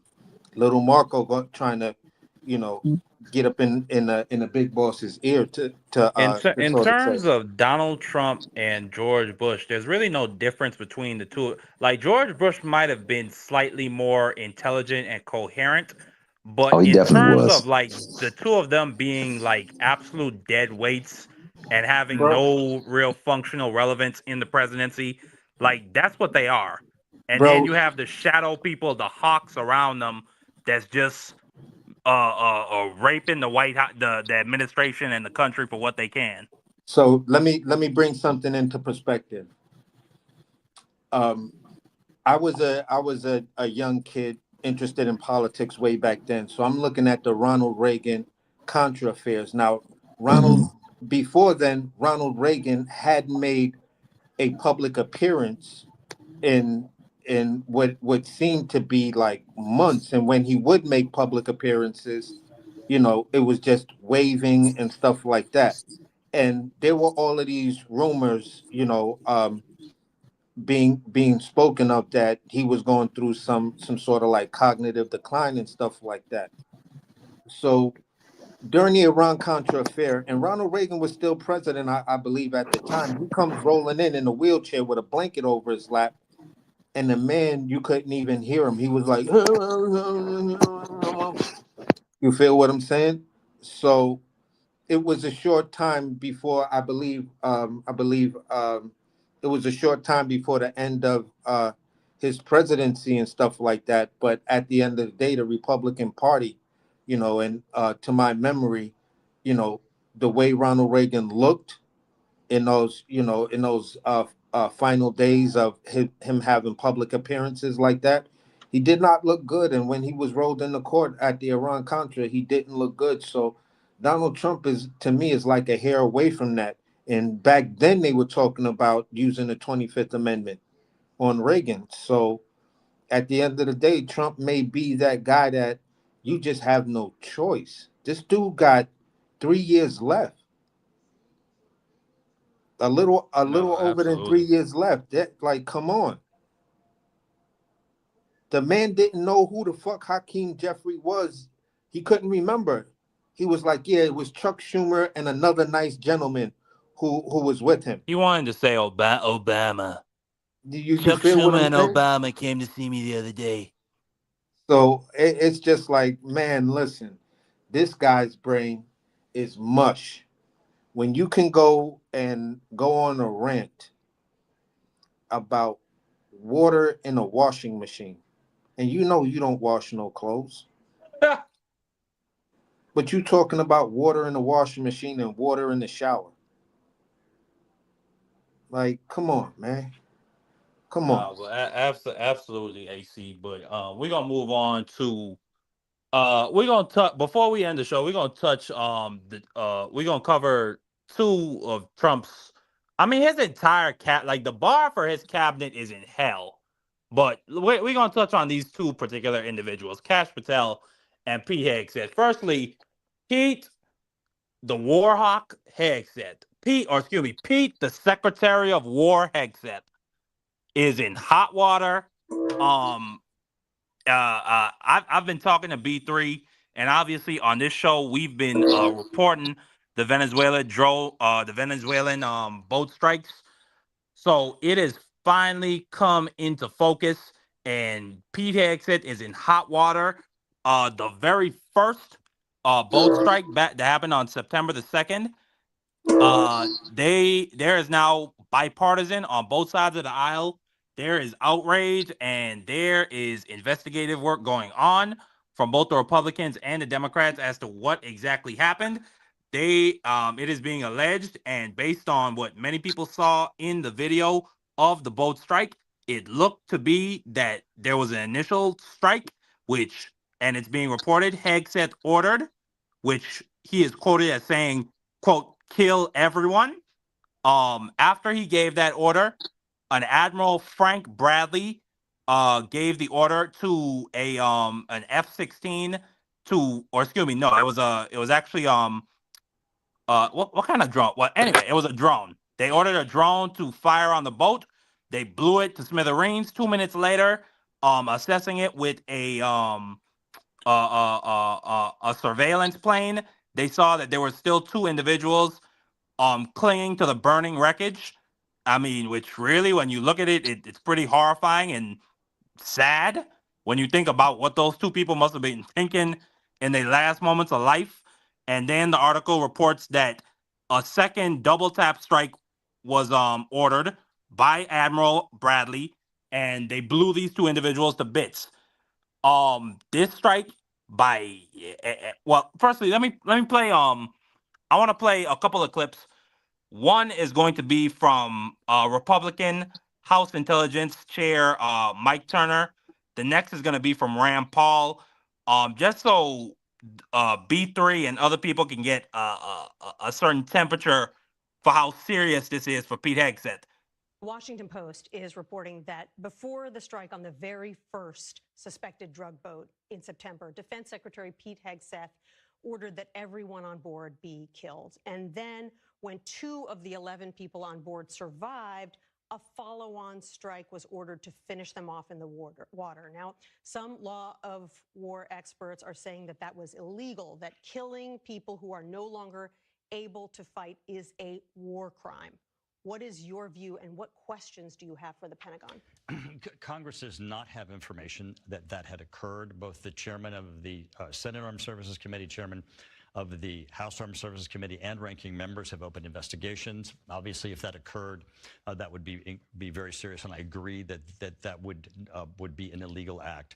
That is not the legal opinion or the information or the legal justification, the acts that have been described to Congress that are being undertaken in this. There are very serious concerns in Congress about the attacks on the so-called drug boats down in the Caribbean and the Pacific, and the legal justification that's been provided. But this is completely outside of anything that has been discussed with Congress, and there is an ongoing investigation. Very interesting to hear you say that this might be an illegal act. I know your committee is asking more questions. We'd love to learn. I'm very fearful that these boat strikes and the positioning of our ships and our troops right off the coast of Venezuela is a prelude to war. I think that there is a real question of legality. Under the military justice, under the Code of Military Justice, it says that when someone has been incapacitated or shipwrecked, or they're clinging to the wreckage of a boat, that they're out of combat and they're no longer subject to be killed. And so there is a real question: who gave the order, and why would they give the order to kill someone who is out of combat? Now, over the weekend, the Secretary of Defense was saying, well, I don't know anything about it. I don't know anything about a second attack. But today, when he was interviewed, he said, well, yes, I left the room for a while. The second attack occurred, and I learned about it when he came back. But why was he telling us this weekend he didn't know anything about a second attack and he had never authorized it? But now that it's come to light, he says, oh, I didn't do it. Somebody else did it. The admiral did it. So they're all pin and blame on the military guy.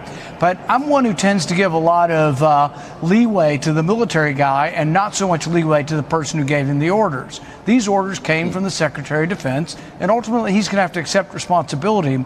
But to my mind, there's a question about whether or not killing people in the first place, who you have no proof that they're armed, you have presented no proof that they're carrying drugs, and that you simply kill them. I think that's outrageous. But now, not only do we kill them, our government is following up by killing them when they're wounded and stranded and of no threat whatsoever, which is, according to our own laws, illegal. Yeah, Rand Paul really saying a mouthful right there. I mean, he perfectly laid it out how I feel. What's happening down there is illegal. There has been no authorization from Congress. Even if Congress authorized something like that, I'm not entirely sure that I would be okay with the Navy wasting taxpayer dollars by blowing up drug boats in the Caribbean. But what they did by double tap striking the burning wreckage and killing what survivors that were left, that is murder. That is a war crime. And Pete Hegseth is reported to have given the order to, quote, kill everybody. That is the order to give no quarter, which under the Geneva Conventions, which the United States is a signatory to, that is illegal. That's considered murder. And then AC and B3, I think you might have been up here when we were discussing that meeting with all those generals and admirals that Trump had called together. And Hegseth got up there and said, we're done with all these woke rules of engagement, and we're done handcuffing our war fighters. We're going to back you 1,000%. Then Pete Hegseth comes out and puts out this tweet. He said, and Rand Paul talked about it right there. He says, Admiral Mitch Bradley is an American hero, a true professional, and has my 100% support. I stand by him and the combat decisions he has made on the September 2nd mission and all others since. So he's passing the buck. He's passing the buck. He's saying, hey, I didn't have nothing to do with that. Now, listen, this guy right here, I support him.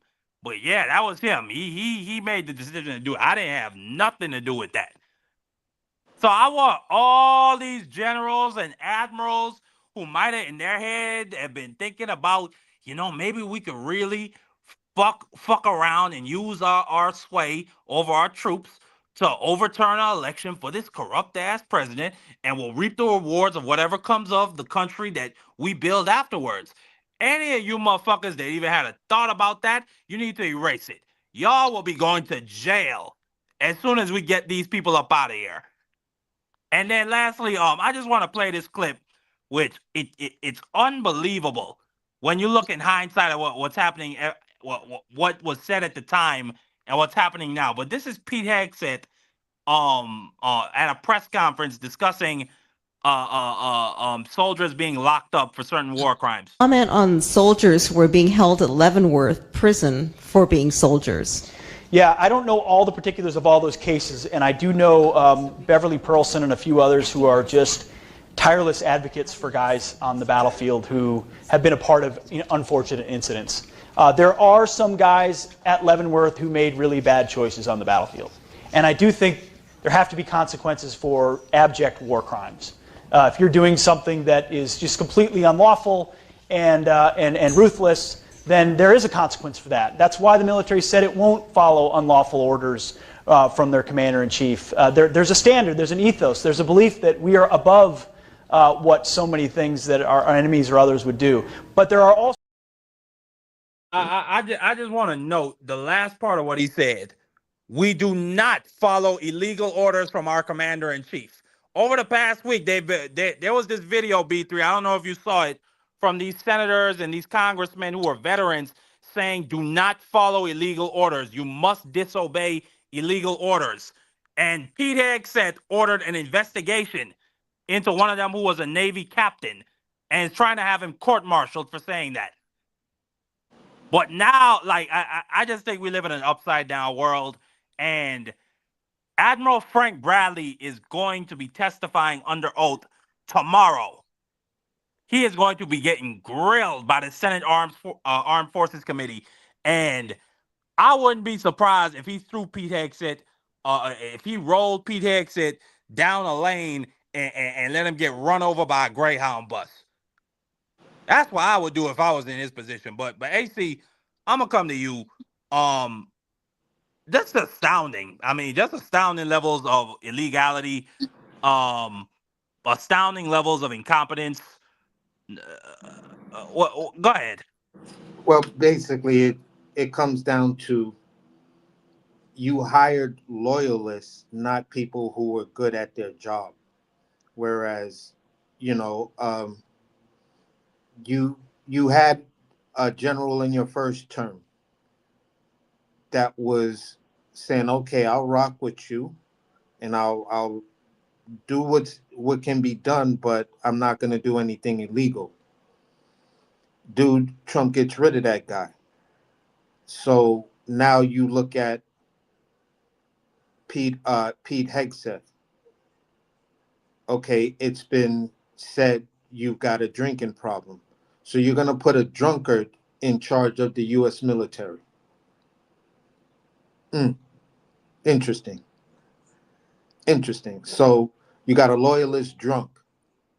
For me, you're asking for something to go wrong, for him to fuck up something.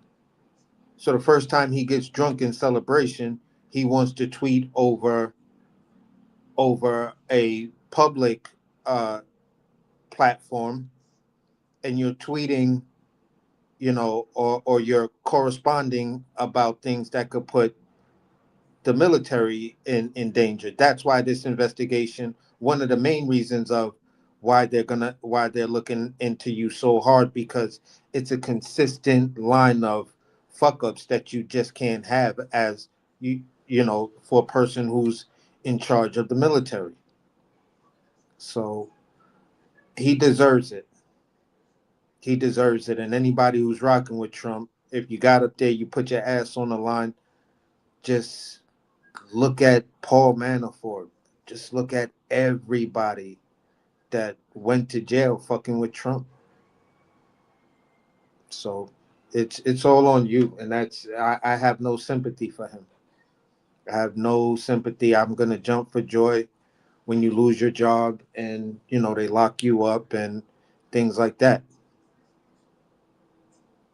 So that's kind of where I am with what Pete Hegseth said. You're a wannabe tough guy. You're a wannabe everything, but you're just a pathetic drunkard.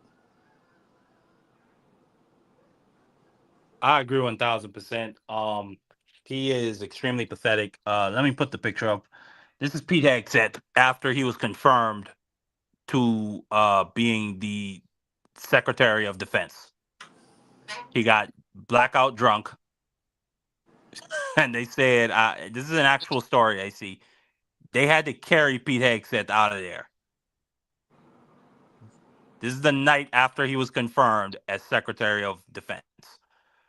B3, I'm gonna come to you. What is your reaction? I remember I was telling you about this, and you said, "Well, Mark, but you don't know that they are not killing drug runners." And I said, "But I don't know that they are. I don't know any of these people who they killed. They've killed 80 people. They can't even tell us the names of any of them." But what's your reaction to this guy being a drunkard and just a failure in general?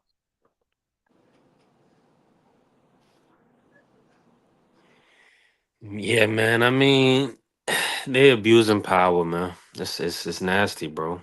Um, but a lot of times when people get in these positions when they're unqualified, um, they'll just do things that without rhyme or reason.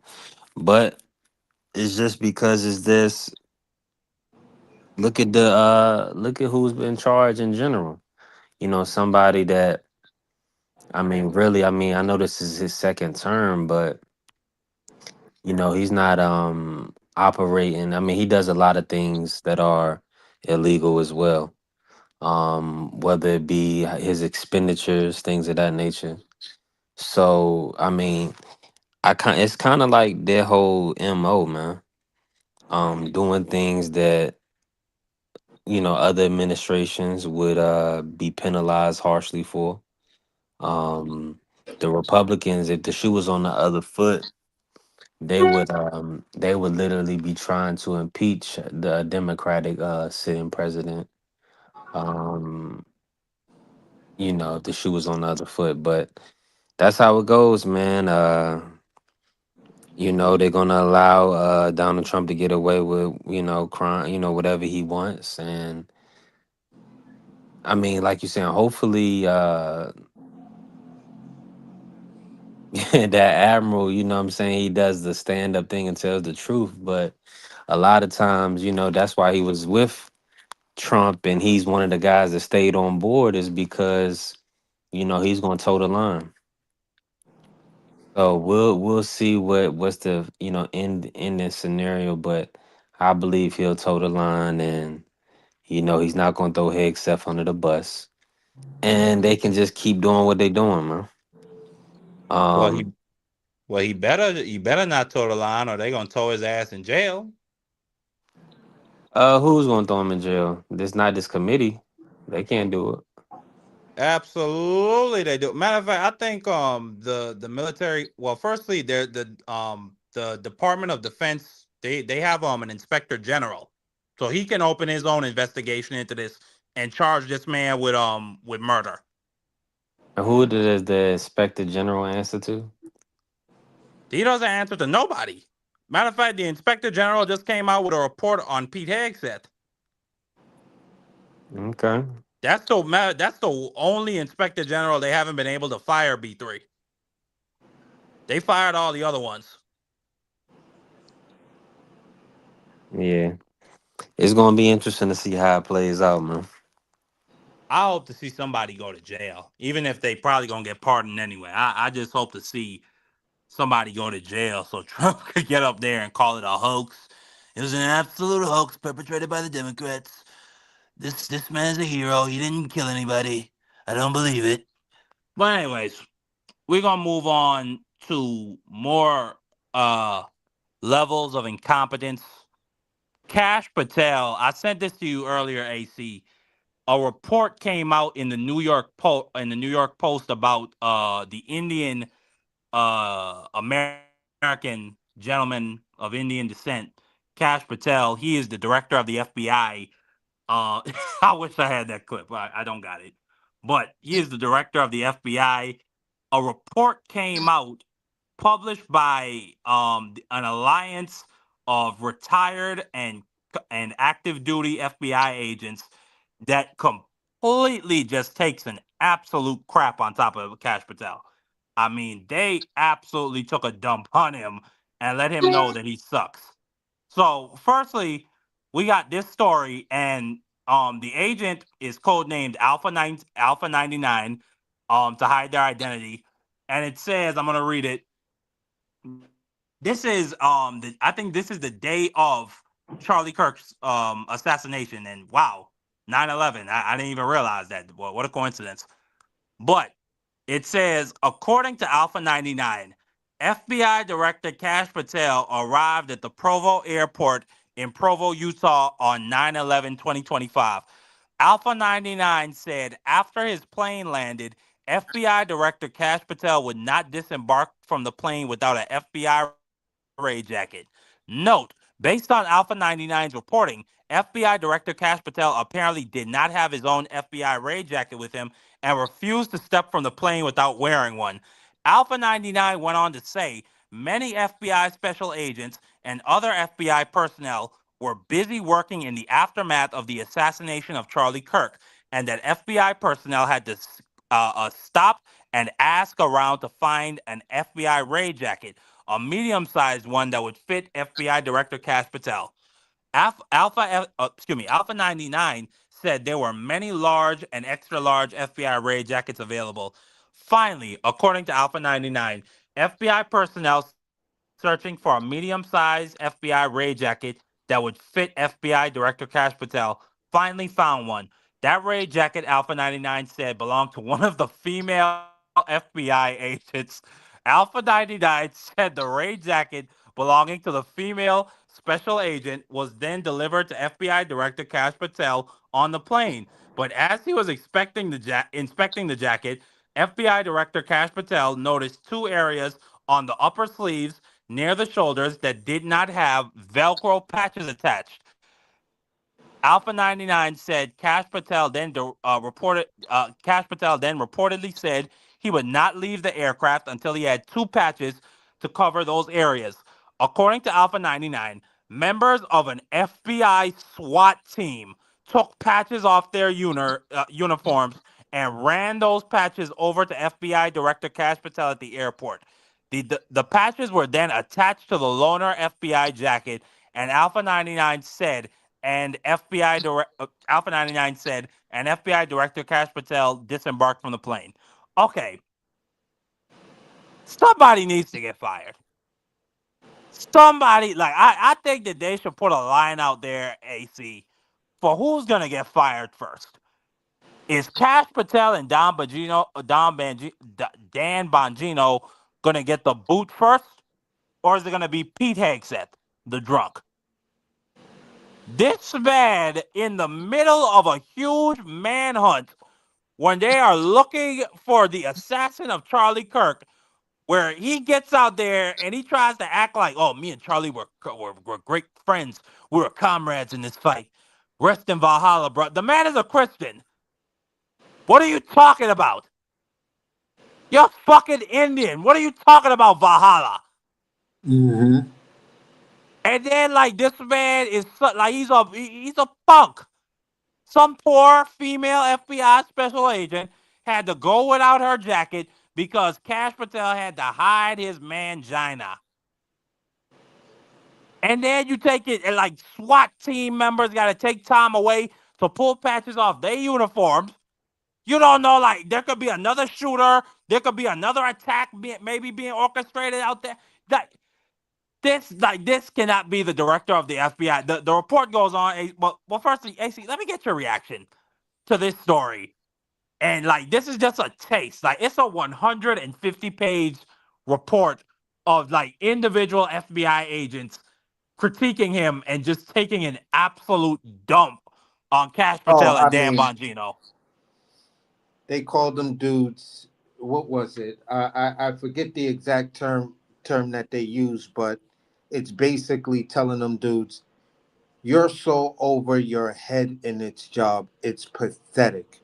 Like your inexperience shows every time you open your mouth, your walk, your presence, everything about you is actually laughable. And if you weren't the director, nobody would probably listen to you.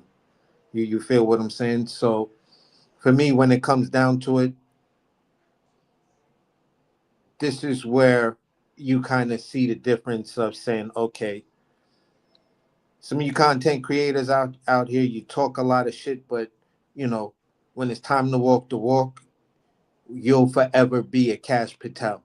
That's what this man is gonna be known for. You're a person that's trying to run the FBI like you would run your podcast in content creator age. So we got the content creator age FBI, to whereas the photo shoot and I'm gonna post it and then give my little whatever about it. Like, yeah, hard at the job solving this heinous crime.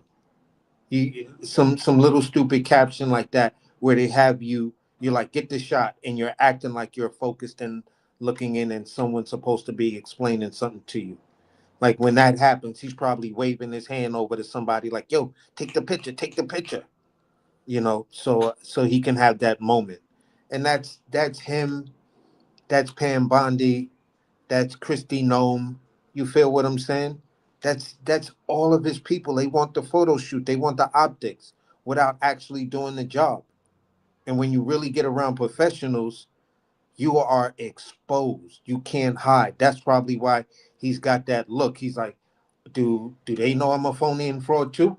I think everybody in the world knows I'm a phony and fraud. So let me just try to look like I know what I'm talking about, or I'm aware and I'm alert.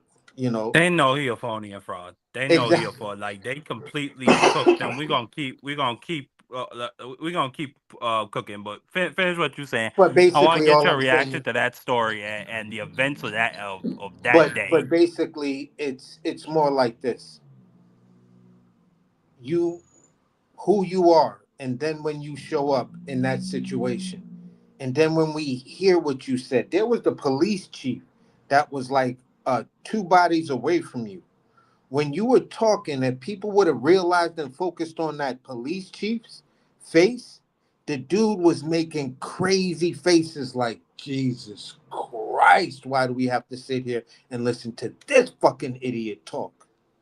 You feel what I'm saying? So for me, you you didn't handle that situation. You weren't the leader. This was your big moment. They set it up for you, and you fucked it up.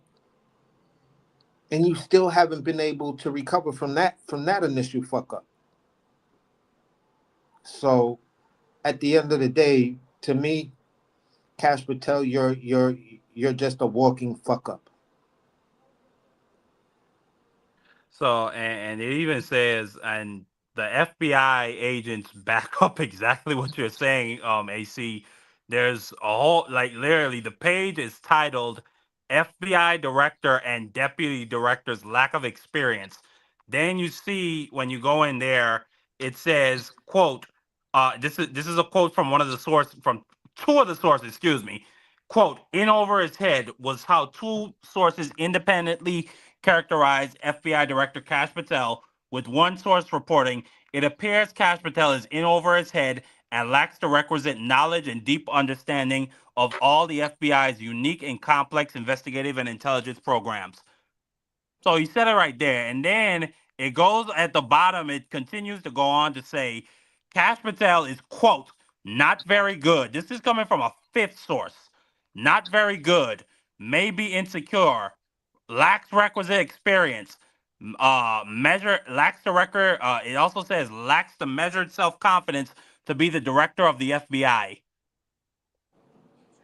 I mean, so they corroborating everything you saying, AC. This man is, I mean, he pathetic. Yeah. He pathetic. That's why he has that look on his face, because when you look at Cash Patel on his podcast, yo, his eyes are never that big. let him get in front of the camera or stand there with Donald Trump. His eyes are like mad big. Like, yeah, I just took like 20 uppers and drink like 20 heavy caffeinated cups of tea, followed by 10 cups of heavily caffeinated coffee. I am alert and on my job. And it's like, bro, we see right through you. So we continue to read, AC. This is another story, this time from an FBI agent named Romeo Papa 127 said Alpha 95 was a highly no, excuse me. This is coming from Alpha 95, excuse me. Romeo Papa 127 said Alpha 95 was highly respected by both FBI special agents and members of the FBI's professional staff, and had a reputation as a highly respected leader and as a person of integrity.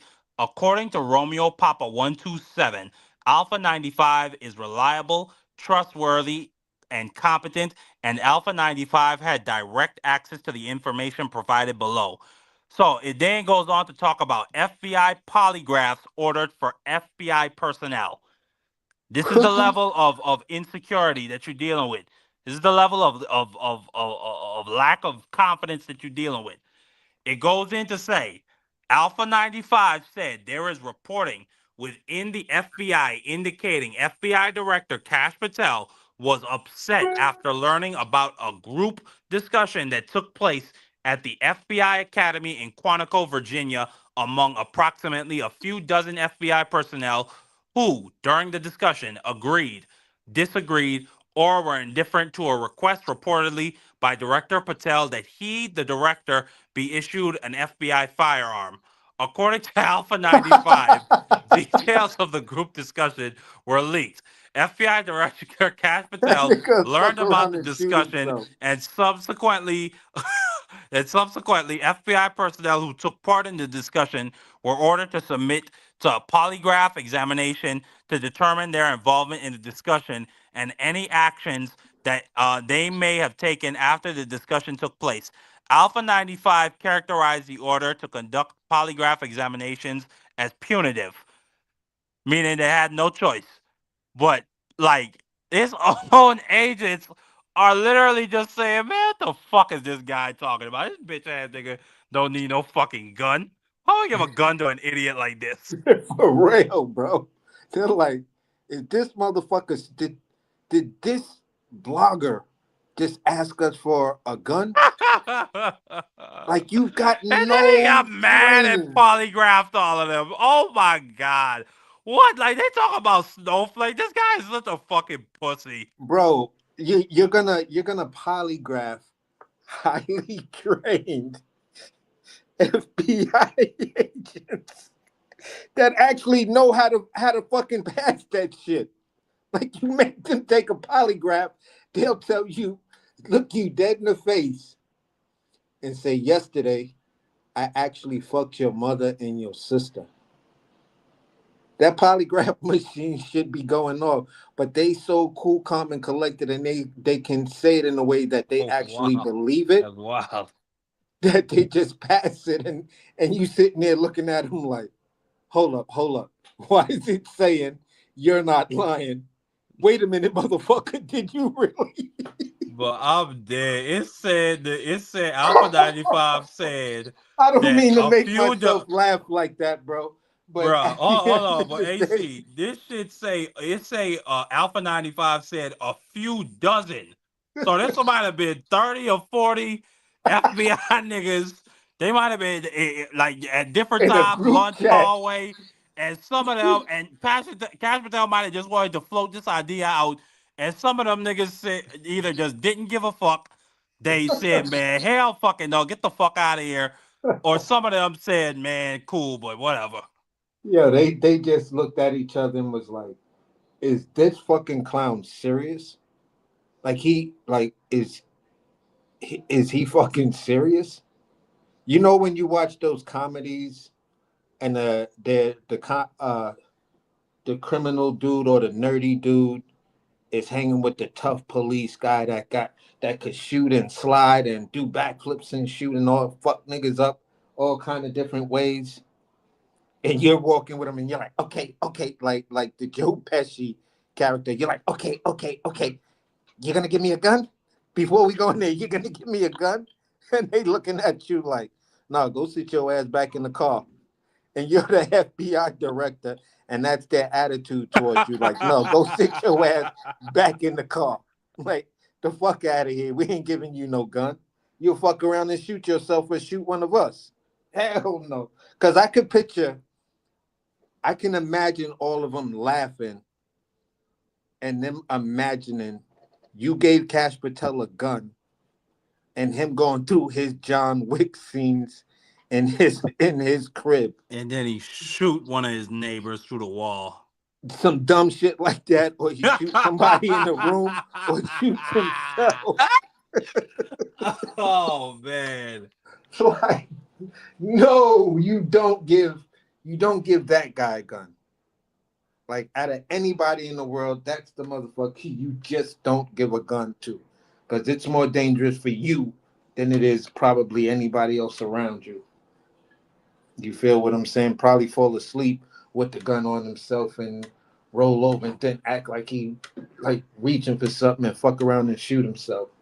Because the safety done came off with him turning or playing Bro, with then this fucking idiot, all I was like, he responded about the Ray Jacket story on Twitter. I don't have the tweet up, but he said he was responding to Representative Eric Swalwell, who I think he's based out there in Utah. He said, I was looking for I lied. Eric Swalwell is from California. He's running for governor out there. He said, and he's responding about the Ray Jacket story. He said, I was looking for a youth large. I'm going to try to read this like Cash Patel. I was looking for a youth large. Domestic terrorism arrests are up 30% this year. Impressive considering I spent 0 days dating a Chinese spy named Fang Fang. Where should I send your women's medium for date night? Like, bro, if you don't shut your bitch ass up. Wow. That's the best you got. Like your own agents are taking a shit on top of you, and like the best you got is some racist fuck. Like, firstly, you need you halfway out of your fucking cabinet seat because you're an Asian man. You're a man of Asian descent. You're from the subcontinent. You're Indian. If you don't shut your bitch ass up, Cash Patel, man, somebody, man, I don't know who it's gonna be, but they need. I told you earlier, they need to put out a line on who it's gonna be first. Is it gonna be Cash Patel or is it gonna be Pete Hegseth? But anyway, who you we got? Move on to this. Can you? Were you saying Yeah, something, Macy? I can hear you. I was asking you who you have though as being one of the first to go. I think it's gonna be.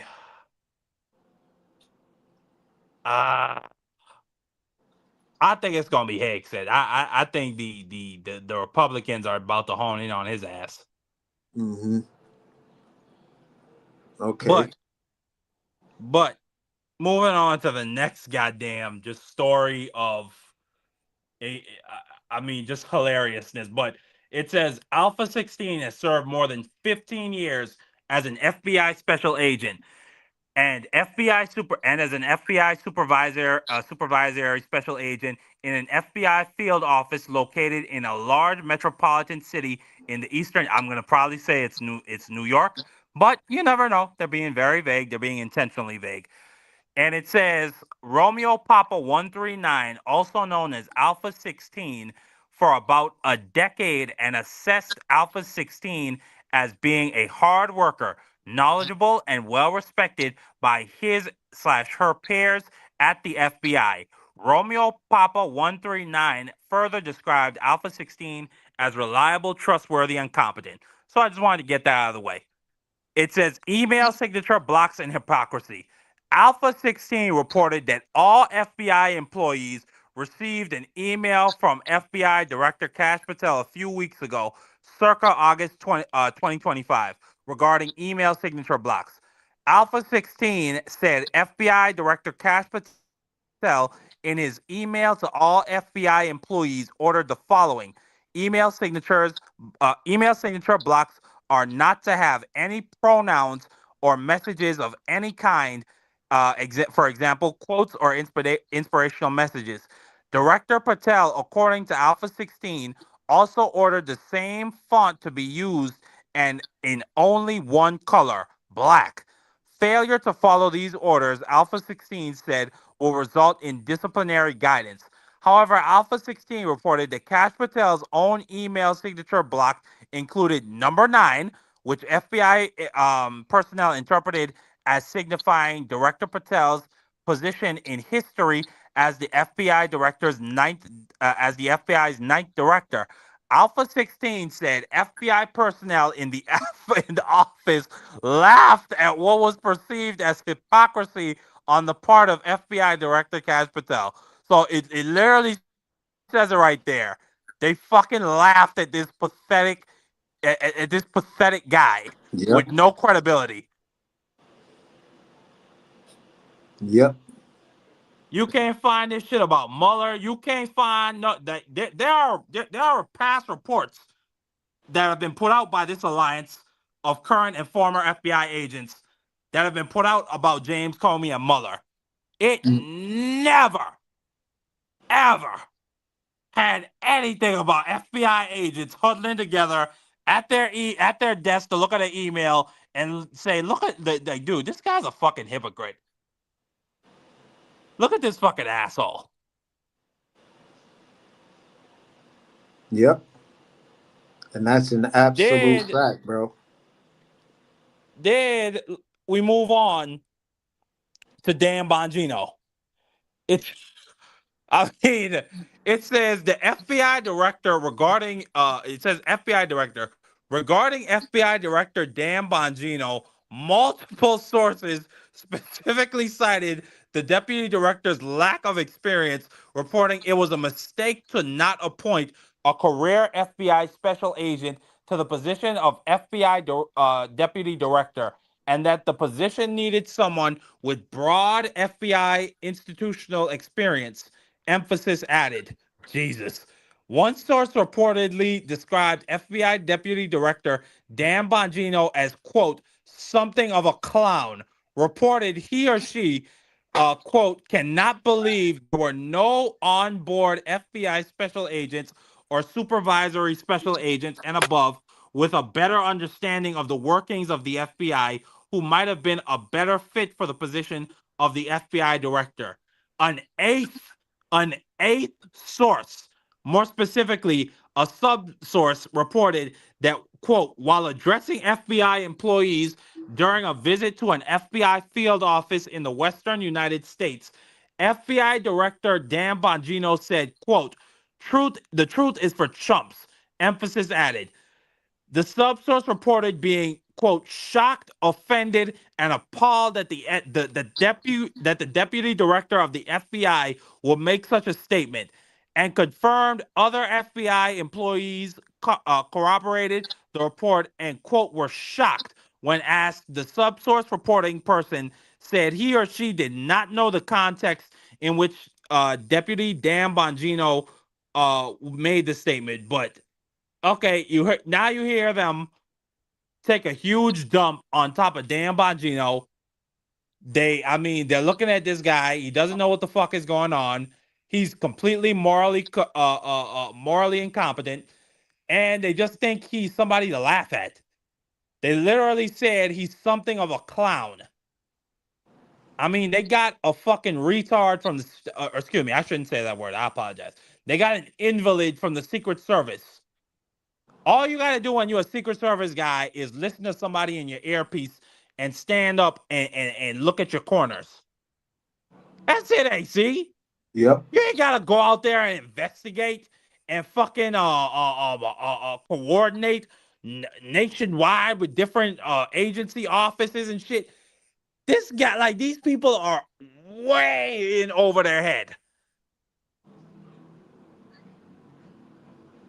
Yeah, and that's just the sadness of it all, because you wanted loyalists at this level, and when you have loyalists at this level, they're gonna be completely incompetent. You know what I'm saying? So how this administration is falling apart was for, to a certain degree, when we were looking at early on, for some people, I looked at it as, yeah, this ain't gonna go well because all of these dudes are idiots. All these chicks are crazy loyalists that are not very smart. They are the actual D students of the class. You feel what I'm saying? That's trying They're to the pick-me's. yeah. They are the pick-me women who worked and tried to educate themselves to feel better, and then they found a dictator, fucking narcissistic guy like Donald Trump, who's a billionaire, and he's done all these things. So they're saying, "Wow, well, I'll sign up for this shit for Mr. President, for our greatest president of in the history." Like Pam Bondi was a normal person. AC. Yeah. She was a normal, sweet kind of, like, I showed you that clip of Pete Hegseth. I don't even think he was that bad of a drunk back then. No, it's everything gets accelerated. You know what I'm saying? It all gets accelerated when excuse me, when you get into that power, because now that power is gonna feed your corruption. And once that power starts to feed your corruption, you need a out, you need a balance. And what are you gonna do? You're gonna go to what works for you, what's always worked for you, and that's a bottle or a drink. So No, absolutely. Absolutely. That's how Pete Hegseth has to cope. yeah. And with Cash Patel, it's flying his girlfriend out on tax-paid private jets, and then using taxpayer dollars to give overtime hours to SWAT team people to follow her around. That's his thing. That's what he do. Yeah. Yeah, that's But exactly what it is. absolutely. And we're not done yet, AC. We're not done. We're not done. And matter of fact, I forgot to mention earlier, if you look in this page, it says it calls Cash Patel's FBI. It says right here, reporting that the FBI as an organization under the leadership of Director Patel was described internally as, quote, a rudderless ship. The source lamented things change constantly, and upper leadership at the FBI has no spine to help FBI Director Cash Patel or Deputy Dan Bongino understand the FBI. Because they don't have no credibility. Who the fuck are these guys? Yeah. Then AC, we further go into this article, and it talks about ICE. And this is the agents who have been forced to coordinate with ICE. They talk about the chaoticness of it. Let me read. It says incomplete, confusing, and chaotic. Alpha 28 said he or she and his or her fellow FBI special agents received an FBI management briefing on assisting ICE and Alpha 28 characterized the briefing as incomplete and confusing at best and chaotic at worst. Alpha 28 reported FBI assistant special agents in charge and other lower level supervisors provided little to no guidance about the FBI's mission to assist ICE, saying only that FBI special agents were to, quote, assist ICE with its roundup of illegals.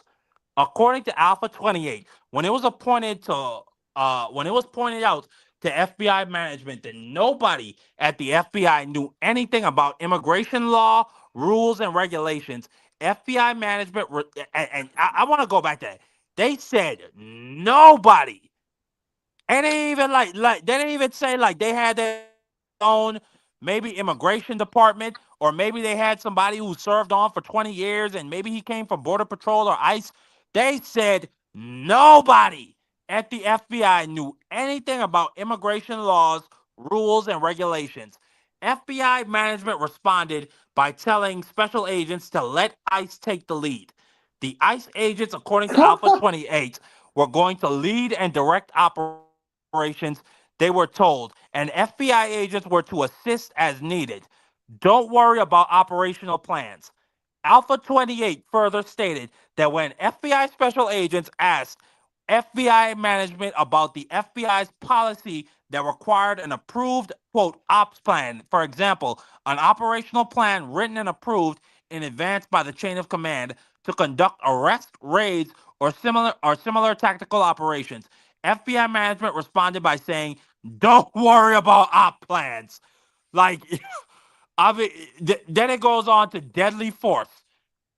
Deadly force while assisting ICE. And it's so funny because we were just talking about that girl who, thank God, she survived being shot by ICE 5 times. It goes on to say, deadly force while assisting ICE. Alpha 28 reported that when FBI special agents asked about deadly force situations and whether the U.S. DOJ or the FBI would support special agents who get involved in deadly force incidents while assisting ICE, the guidance provided was vague, adding that he or she and other special agents were told by FBI management that the FBI special agents assisting ICE should not try to get involved in any deadly force issues or other shootings. But then it goes on to say, refusal to assist means trouble. Alpha 28 said that when FBI special agents expressed their concerns about sketchy facts and mission guidance, FBI management responded by asking the agents whether they were it says they responded, FBI management responded by asking the agents whether they were refusing to conduct the mission. Alpha 28 interpreted FBI management's response, which was delivered in the form of a question, as a clear indication that FBI special agents would get in trouble if they refused to assist ICE.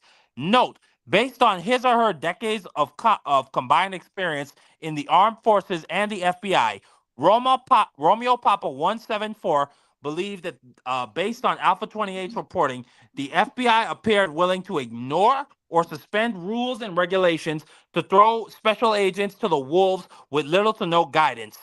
I mean, and you heard what you just heard it right there. They were trying to find guidance. They said, well, if one of these motherfuckers, and literally it goes like from top down. First, it talks about the operational plans, which is basically, and not only that, not only in domestic law enforcement, but also in the military. That's the plan that you put together, that you run through the Department of Justice to make sure that your operators have complete that what they're doing is completely legal. Then it goes on to say, if we are assisting ICE and we have to use deadly force, or they pull out their guns and start shooting, should we help them? They said don't get involved. But then at the same time, they also say if you don't help, you're gonna get in trouble. So AC, what's your reaction to this report overall? Go ahead, and then thinking about that report we covered earlier with the lady being shot. It's the weirdest thing, because from the sounds of it, correct me if I'm wrong, you got two conflicting orders. So it's like you're leaving it up to the agents in real time on the field to hopefully make the right decision. Am I getting that wrong? That's pretty much what it says. That's pretty much what it says. It says try not to get involved in any deadly force issues or shootings. Then it said that FBI management's that when they tried to further when they tried to say that we might have some issues with that that guidance, they said, are you refusing to assist to conduct the mission? Which is basically, in my mind, like they're asking, are you refusing orders? Which could have a penalty behind that. Yeah. So that's kind of where my mind is going with it as well. Like, what are they actually telling these people, and how are they supposed to govern themselves? And that just goes to your lack, and then the mere fact that you have Border Patrol agents use deadly force outside of their jurisdiction on an illegal mission. that pulls them outside of their jurisdiction. You're border patrol. You're not immigration. So when it comes down to that, yeah, it's just a complete fuckery, or however you want to call it, shit show. I can, I don't think there's enough cuss words out there to describe what's going on in just American justice systems, period. And that's kind of where I'll land at it, because it's just it's so fucked up. You struggle to find words for it, because you're just taken back by the level of incompetence. Like, anybody with just basic common sense would reread this stuff and be like, whoa, wait a minute. What do we have going on here?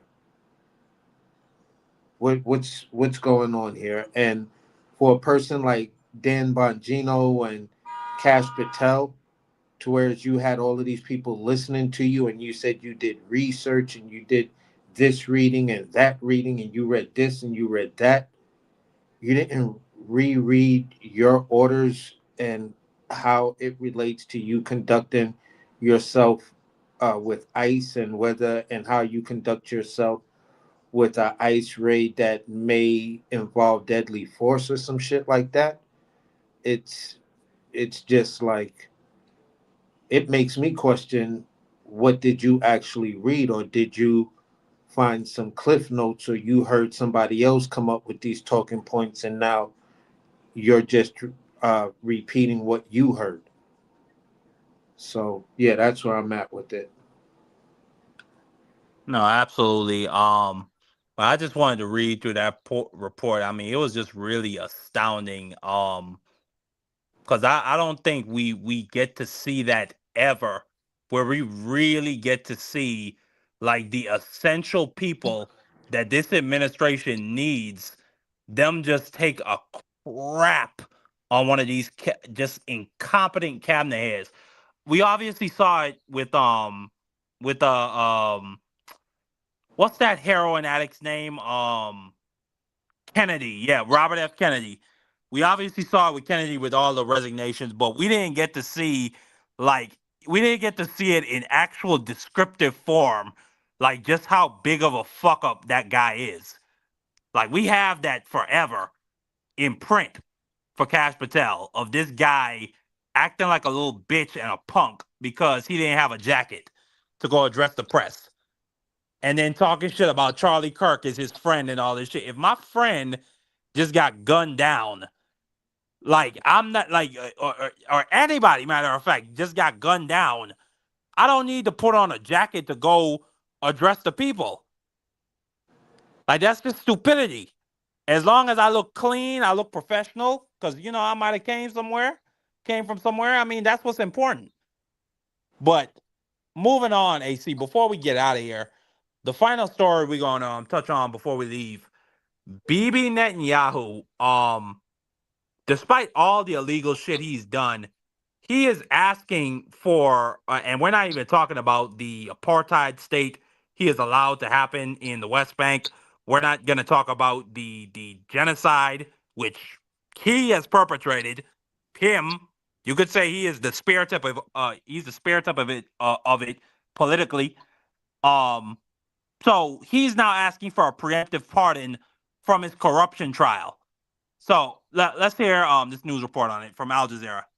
And salute to VK Bay. Thank you so much for still being there, Bay. I love you to death. Angry crowds in Tel Aviv rally at the door of Isaac Herzog, the president. They're protesting against the petition Benjamin Netanyahu submitted to Herzog for a full pardon, without admitting guilt or expressing remorse, and before the courts hand down a verdict in his corruption trials. He's asking that his trial will be completely cancelled without taking any responsibility, without paying the price for how he tore up this country. Upon receiving the petition, the Israeli president published the 111-page document. He's expected to seek input from legal advisors and the Ministry of Justice. Herzog described the event as extraordinary, because it is. Netanyahu is the first sitting prime minister in Israel to face trial. The U.S. president also intervened on his behalf, first at the Knesset. Mr. President, why don't you give him a pardon? Then in a formal letter to Israel's president asking for Netanyahu to be pardoned. Opposition parties in Israel are furious. Some have called the petition an act of political extortion. They want Netanyahu to own up to his charges and exit politics. From here, I call on President Hegseth. You cannot pardon him without an admission of guilt, an expression of remorse, and an immediate retirement from political life. This legal saga has dragged on for years, even during the genocide in Gaza and Israel's multi-frontal wars on the region. Through it all, the Israeli Prime Minister has maintained innocence, calling the trials absurd and maintaining that they hurt Israel. This hasn't changed. The state of Israel faces great challenges alongside great opportunities. In order to push away the threats and realize the opportunities, a national unity is required. The continuation of the trial is tearing us apart from the inside. Elections are a year away. Many worry a pardon could help Netanyahu get yet another term in office. In the coming weeks, the Israeli president will have to decide what will serve Israel's interests more, snubbing Trump's petition or the law. Nouraudi, Al Jazeera, Palestine. Don't miss out. Get the full picture. Subscribe to Al Jazeera for reliable news and expert insights. Like, share. So you heard it right there. The people over there are not going for none of that shit. Bibi Netanyahu, he is being accused of multiple counts of fraud, bribery, and breach of trust. So not even touching on his crimes over there in Gaza and the West Bank, like I touched on. So in the fraud case, Bibi Netanyahu and his wife Sarah allegedly accepted $200,000 in luxury gifts from, in terms of cigars, champagnes, and jewelry from Arnon Milchan. If you don't know who that is, that's he was a Hollywood exec. I think he produced 12 Years a Slave, Pretty Woman, Fight Club, and a couple others.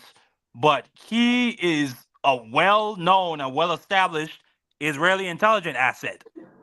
Like he is somebody who he's even I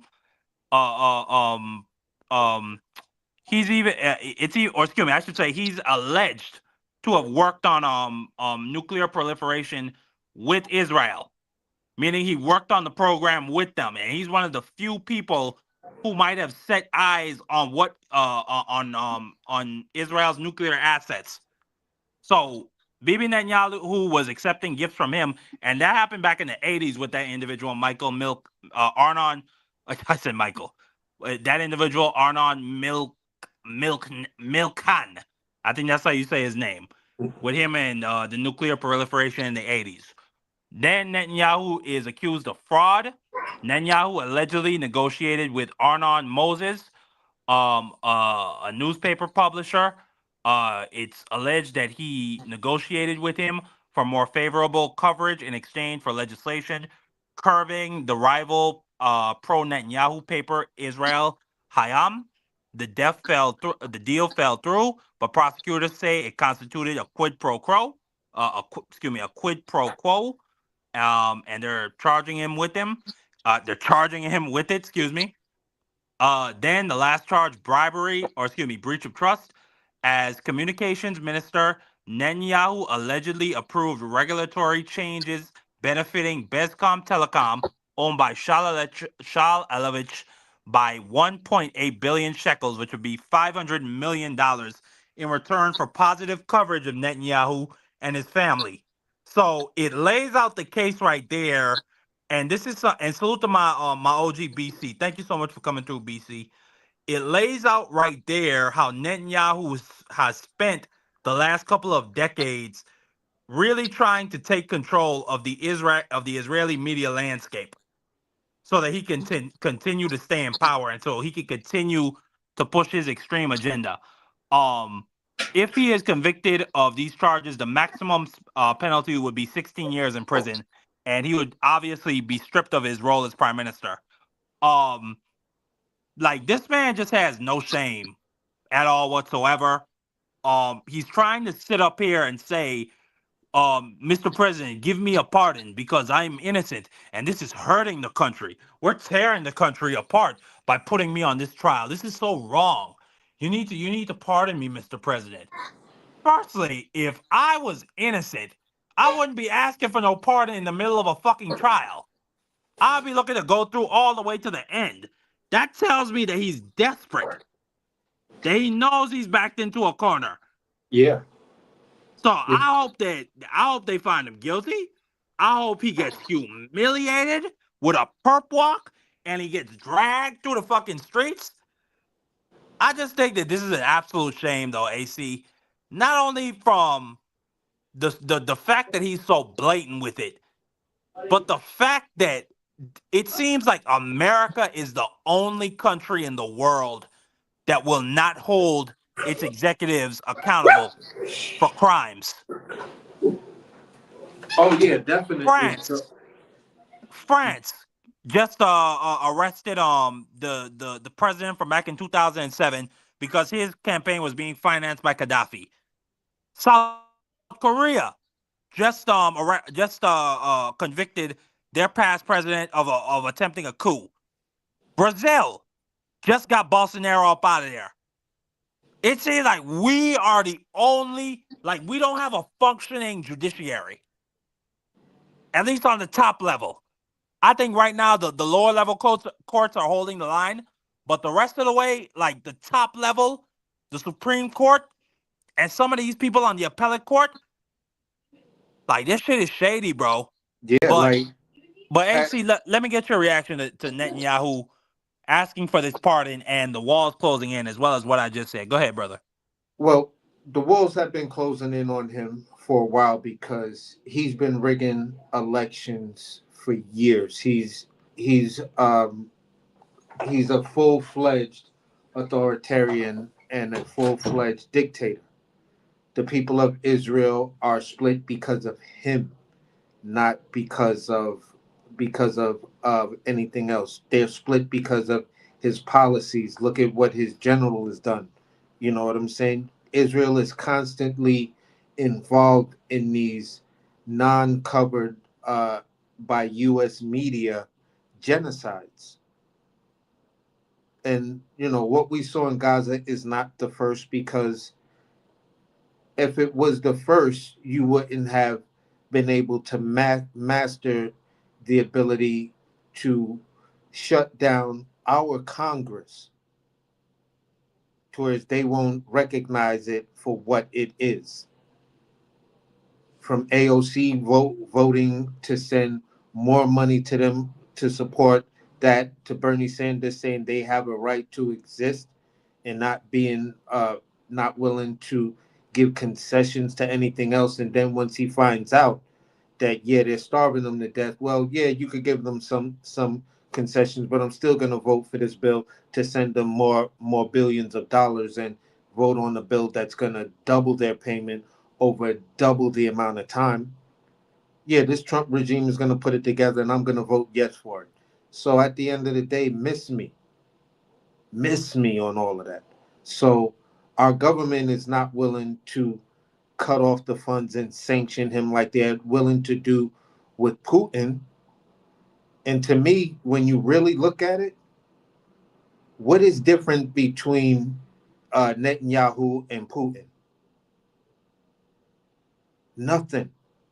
You're both war criminals. You're both killed people who were your opposition. You imprisoned your oppositions. You've expelled your opposition. You control the media. There's nothing different, but we'll say we're in support of Israel, although Israel does nothing for us. because the original agreement was we needed a friendly to be able to control the oil in the Middle East. And have you lived up to that? No. But why are we still giving Israel billions of dollars annually? So at the end of the day, man, it's like, look, I mean, like this Israel. government refused to go after the powerful because you're holding on to an interest that Israel is just not going to ever deliver to you. So that's where I see it. I mean, Israel, they have universal health care. They have free education. They have free nutrition for people that are below a certain wage gap. They have a bunch of different socialist policies that are just good for the population. Like shit that over here would be revolutionary. Shit over here that we keep hearing, oh, we can't pay for that. Oh, why should we have to pay for other people to feed their kids? Get out there and work. Oh, why? Well, are y'all communists? What are you trying to do? Why shouldn't the insurance companies make money? Like, what the fuck are y'all talking about? And then, like, we're in this scam where we send our money. We send our money over to these fucking criminals. Like, I don't even like. I have a hard time like dealing with the land of Zion, AC. I really have a hard time dealing with them. And just like accepting the fact that they exist and accepting the fact that my country stands behind this level of evil. And realizing it's like when you grow up with your favorite fighter, and then that favorite fighter gets put to bed, and the appeal, the illusion, is over with. He's just a human being to you now. That's how the United States is to me now. Like I had this city on a hill type of thing, like type of view of the United States coming up as a kid. Now I realize we're just a bunch of punks. We support genocides all over the world. We supported racism for basically the majority of our history. We supported apartheid in large swaths of our country. Like some of the techniques in use over in South Africa, they learned it from America.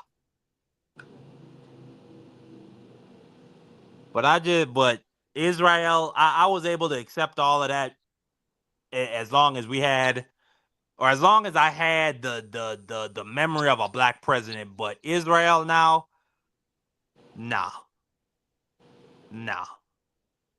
We can't keep doing this.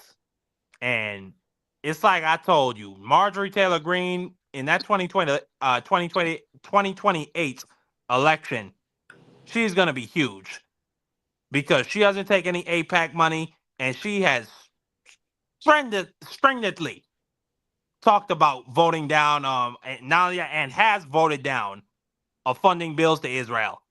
Even Thomas Massey is taking some AIPAC money. And he has voted on Israel, and he's voted yes on some Israel funding bills. So the candidate that is anti-Israel is probably going to pop their head up to the front of the pack for either party. Because we saw that this year, AC. Yeah. Mamdani exploded on the scene when all those other fucking cronies, it's like they exposed themselves with how much of with how like big bitch boys they were for Israel. And everybody fell in love with the fact that Mamdani just said, bro, I'm the mayor of New York. Well, like, why the fuck would I go to Israel? Like, why would that be on my itinerary? Mm-hmm. And how does that help New Yorkers? Exactly. And the whole whole system bucking and acting like, what? Whoever comes on that type of platform of anti-Israel, of anti-Zionism, is going to have a good chance of winning in 2028. Yeah, to a certain degree, but Mamdani might be facing a big issue right from the time he's sworn in, because that White House meeting where everybody was talking about how Trump was so whatever over Mamdani, um, and things like that. Um, Me personally, I'm probably a natural born skeptic when I'm going in to meet someone that I know is highly corrupted. You and Trump said you want to do whatever for New York to make New York safe and make New York great and affordable and all of this other stuff. In Trump's world and his agenda, that's having carte blanche to let ICE run roughshod over the five boroughs. You you feel what I'm saying? And to let him have the optics that Donald Trump sending in the National Guard is what cleaned up New York. So when that doesn't happen, we got to see how all of this is handled, because he's going to expect that from you, Mamdani, hands down. And then he's going to, if you don't do it, it's going to be the threat of holding federal dollars. So Absolutely. I already talked about holding up $18 billion for the construction of a new railway, a new underground railway up there in New York. I don't remember the exact specifics of it, but $18 billion is a lot of money to cut off to a city. Mm-hmm. Yeah. I mean, but here in New York, where the majority of New Yorkers don't like that subway deal because it's an $18 billion deal that deals with that subway tunneling in one specific neighborhood. You know what I'm saying? It doesn't benefit anyone outside that neighborhood. You know, you're adding a luxury component, and this tunneling and them trying to raise the money was, it goes all the way back to Bloomberg. You know what I'm saying? This was one of his vanity projects, because he wanted to make those millionaires and billionaires have a tunnel system that connects them to uh, uh, another line. So all it is just a shuttle, and it's an $18 billion vanity project tunnel shuttle. So when you put that into perspective, it's like New Yorkers didn't want that bullshit, because then when you do that, we know that you're going to try to up uh, the price of the subway. We've already are dealing with the scam that's going to come to fruition and blow up over these Omni cards in New York. So at the end of the day, bro, it's Mamdani got some issues he got to work out. You know what I'm saying? Because New Yorkers are going to look at you like, bro, first of all, what the fuck's up with Omni cards? This is a third party company who's supplying this. And guess what? If it taps and it doesn't go through and you got money on your card, the Omni card company will tell you, no, that's not a refund back to you. You owe us money now. So next time you put money on that card, the value of that money we just took from you, we're going to take it again so you can pay us back.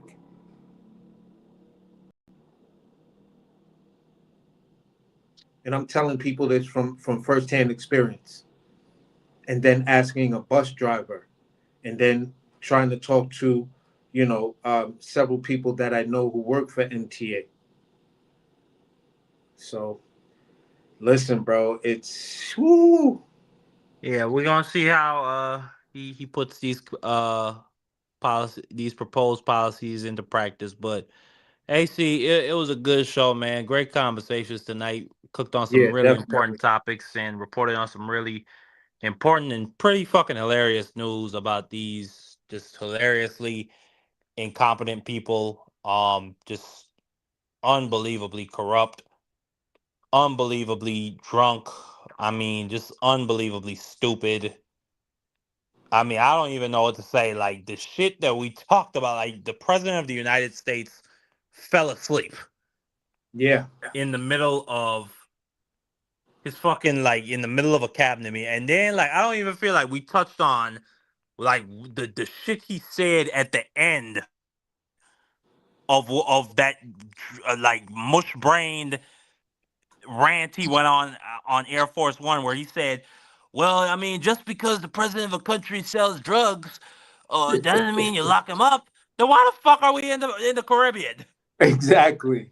It's like noodle brain. Did you really just say that? Yeah, for now on, my new nickname for Donald Trump is Noodles. That's my man Noodles right there. Noodles be wildin'. Because that man definitely got noodles for brains. So, you know, it's like you just said the part that we've been trying to explain to you. You pardoned this guy who's a drug dealer. There's the credible proof he was in line with a drug cartel shipping tons and tons of... AC, he was convicted of a murder. He had somebody killed in prison. Exactly. So, but it all tied to his drug, him in that in the relationship with the drug cartel, and them also having the evidence of schedules and shipments and everything else based on, I guess, some of the testimony they had gotten from some of these drug cartels or low level members or whatever, wherever they got it from. But the point I'm making it is this: the dude is convicted of many different things. You pardoned him, and then you said, listen, if a guy sells drugs in his country, whoever, whatever, to arrest him in his own country. So you're saying that you can't go over to somebody's country and do something to them if they're selling drugs in their own country. So do you know where the Venezuelans' boats were going? Because those little boats ain't gonna make it to America, bruh. So what was he trying to say? So at the end of the day, man, it's just like, look, you completely fucked up.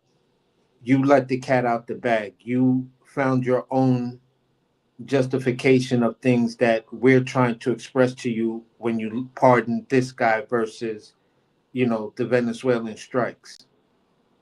And then it just shows that you have no clue, because I don't think you really knew who this dude was.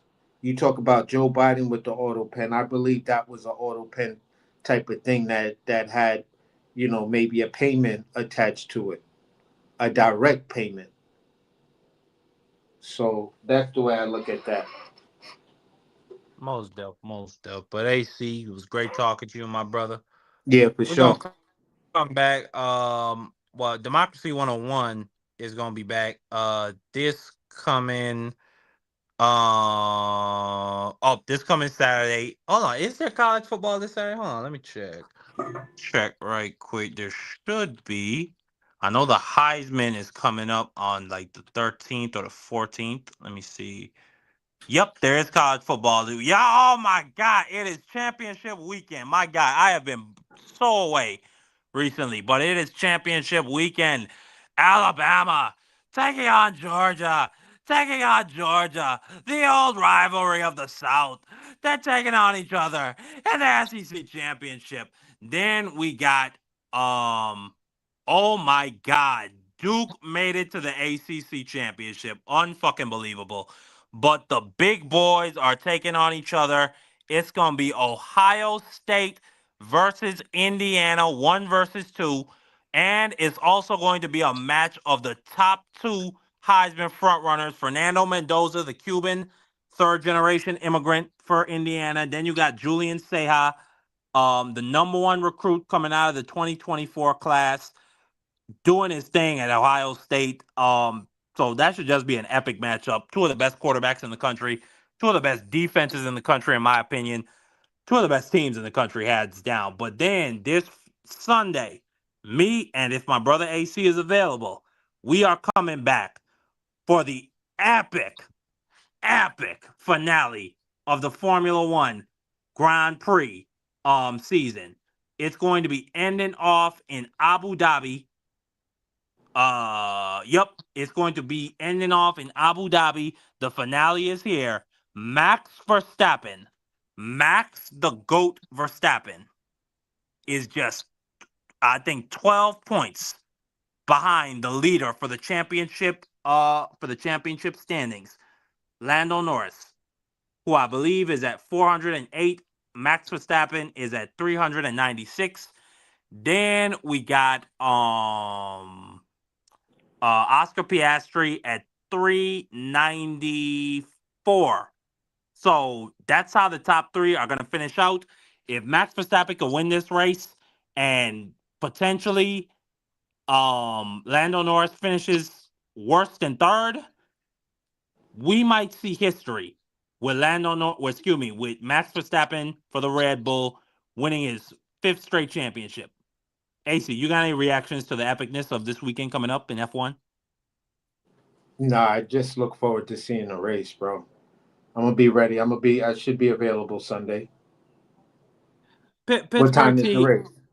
The race, I think it should be 12 o'clock. 12 o'clock Eastern. Pittsburgh T, what I've learned about you is you're a MAGA supporter. I thought that you were a centrist. I thought you were both. I really thought that you're somebody who's honest, but you're not. I don't think you intellectually honest when you talk about Donald Trump, because you just witnessed this man say he doesn't even know who the fuck he pardoned when he's talking about that drug lord. And then he says this shit, well, I have all this evidence that it was a Biden hoax. At least with Noriega, like they had a purpose with that. Like they were holding him in place because he was a friendly dictator against communism and the USSR and Cuba. There's no fucking reason for why he pardoned this Honduran drug lord president. Like, there's no rhyme or reason for why they did that shit, Pittsburgh T.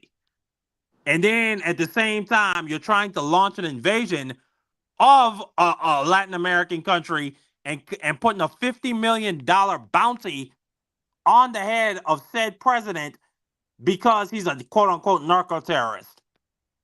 You gotta stop this, Pittsburgh T. Nothing new under the sun, George. But Pittsburgh T, we gotta call it out when it's wrong, Pittsburgh. We can't live in this world where, well, they did it, so it's okay. Nah, wrong is wrong. We gotta call this shit out. But anyway, Pittsburgh T, I love you to death. You're a great guy. And F1 this weekend. AC, you got any final words? No, that's it, bro. Great show. On to the next one.